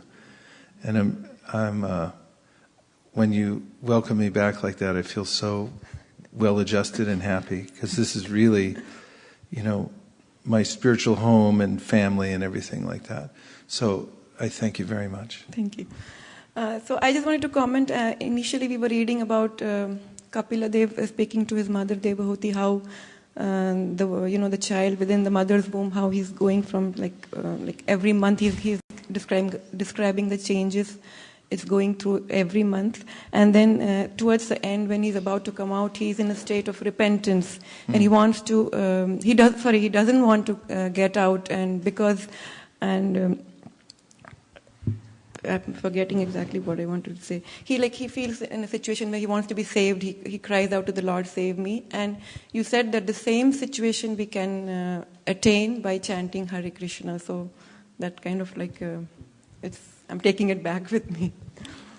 Yeah, that would be really intense chanting. That's the kind of chanting that really helps us to advance. If we're doing Namabhas, where we're distracted in our chanting and not fully praying in that kind of helpless situation, then the progress can be very slow. But if we develop this kind of intensity of chanting, that we realize our helplessness and so forth, like the child in the womb, we can revert back to that consciousness and understand the precarious situation that we're in, then we'll advance very quickly by the chanting. Thank you. Thank you very much. Other comments? One point I wanted to add, with the depression and all, so many mental, due to reincarnation that we carry from our previous births. I was just thinking, like, related to chanting and also, as you said, about offering prayers, how all these samskaras make deep impressions in the brain. But if we offer prayers with sincerity, all those, and by chanting very sincerely, all those impressions are wiped off. So it's such a powerful process that we don't need to spend so much money and like taking drugs and all that, but simply by offering a prayer sincerely, Paramatma wipes off all the things, and it's a great real relief for all the stress, anxiety, depression, even materially. So I just thought I'll add that point. That's a good point. I just, as a comment to what you just said, there may be cases in which those who have, imbalance mentally or physically may be helped through, certain kinds of therapy so that they can be steady in devotional service. We just say, just chant Hare Krishna, true, but can you do it? I mean, Varnashram, in a sense, is a way in which to organize one's life so that one can be more balanced, so that one can actually think of God. Amidst all the changes of life and all the demands on the senses and so forth, it's an external facility to help us be balanced, right? So there may be ways in which, if somebody, a devotee, an aspiring devotee, he needs some physical or mental help and takes it in order to be balanced to go on with his spiritual life. There's a similar kind of accommodation so that one can go on with spiritual life. I'm just mentioning that what you said is true, but at the same time, sometimes I see devotees develop a feeling that of pushing away any kind of help from medicine or anything like that. Prabhupada didn't do that. He was expedient in the way that he would advise devotees to take help from medicine, for instance. I mean, he himself was careful not to stay in hospitals because, the statistics are high that they kill you faster than anybody. But still, if there was a way in which somebody would be helped in performing their service, through taking some kind of medicine, he would advise it. And sometimes people are really mentally imbalanced. I've seen this personally. They're mentally imbalanced. They really can't get a grip on life. And there are certain kinds of, medical therapies that help them, and then they're able to live a steady devotional life. In spite, sort of this congenital imbalance somehow. And who could be against that? Who would advise somebody like, well, don't do anything about it, just chant Hare Krishna, but they can't. Right? And sometimes, for addictions, sometimes people go and they seek help with somebody who specializes in a particular kind of an addiction. And that helps them, complements their spiritual life because they're able to overcome that and then get balance and go forward. Does that make sense? Yes, Prabhuji, especially the point that you made about Varnashram Dharma, like my whole perspective changed. About what? Varnashram. Varnashram Dharma, how it's like cope up with your material desires and also progress. Like sometimes we see it's also material, but you just made it like it makes sense to balance. Right. Yeah. Yes. So Maharaj, I usually get texts from outside, but this text is from someone in the room. In the room. This is new. This indeed is new. Yeah. If you're shy, just text to she'll ask the question for you. Yeah, you can even put it, asking them, as if I wasn't here. You want to make any guesses who it is from? So, I think it was meant for me, but I think it's worth sharing it with others. Okay. This is from Yash Prabhu. Yash Ravan Prabhu. And he says, remember, today is the day when I first came to this temple 1 year ago on Ram Navami. I was new to the Bay Area at that time.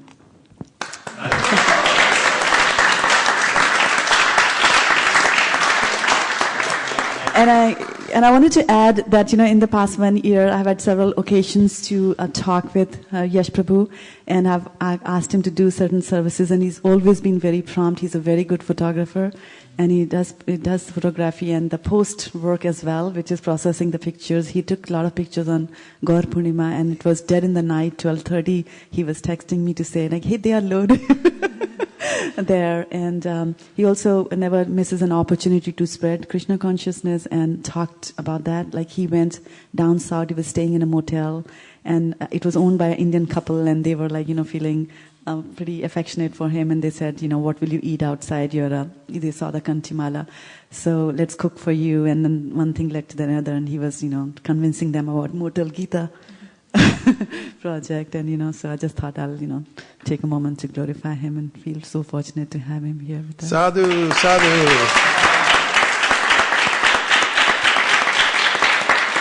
Hare Krishna. Thank you very much, Maharaj and all the devotees here. It's been a great pleasure staying with you here for first anniversary here.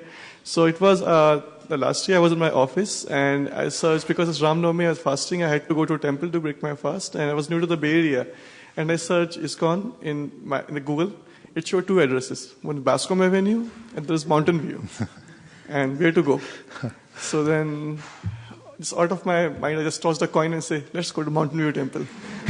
And then, fortunately, I found hundreds of devotees here. I was wondering if I had gone to Bascom Avenue, there was nothing there. Then I found so many devotees and chanting and kirtan here. It was wonderful. And since that day, every day is a great memory in my life. Thank you so much, everyone. Haribol!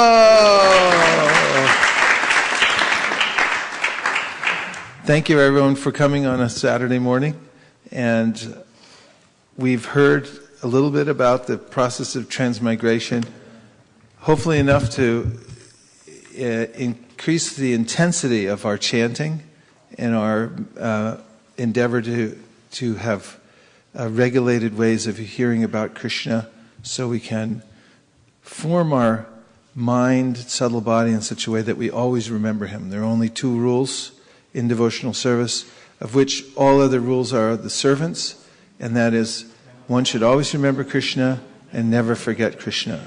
And that forms the very center of all the processes of devotional service. So please take this and use it for your advancement in devotional service. Hare Krishna. Thank you very much. Srimad Bhagavatam ki jai, Srila Prabhupada ki jai, Srila Narada Muni ki jai, Srila Kapila Dev ki jai, Gaur Bhaktivinoda ki jai. Nachariyar Marman, Nachariyar Marman, Nachariyar Marman, Nachariyar Marman, hey, Nachariyar Marman, Nachariyar Marman, Nachariyar Marman, Nachariyar Marman.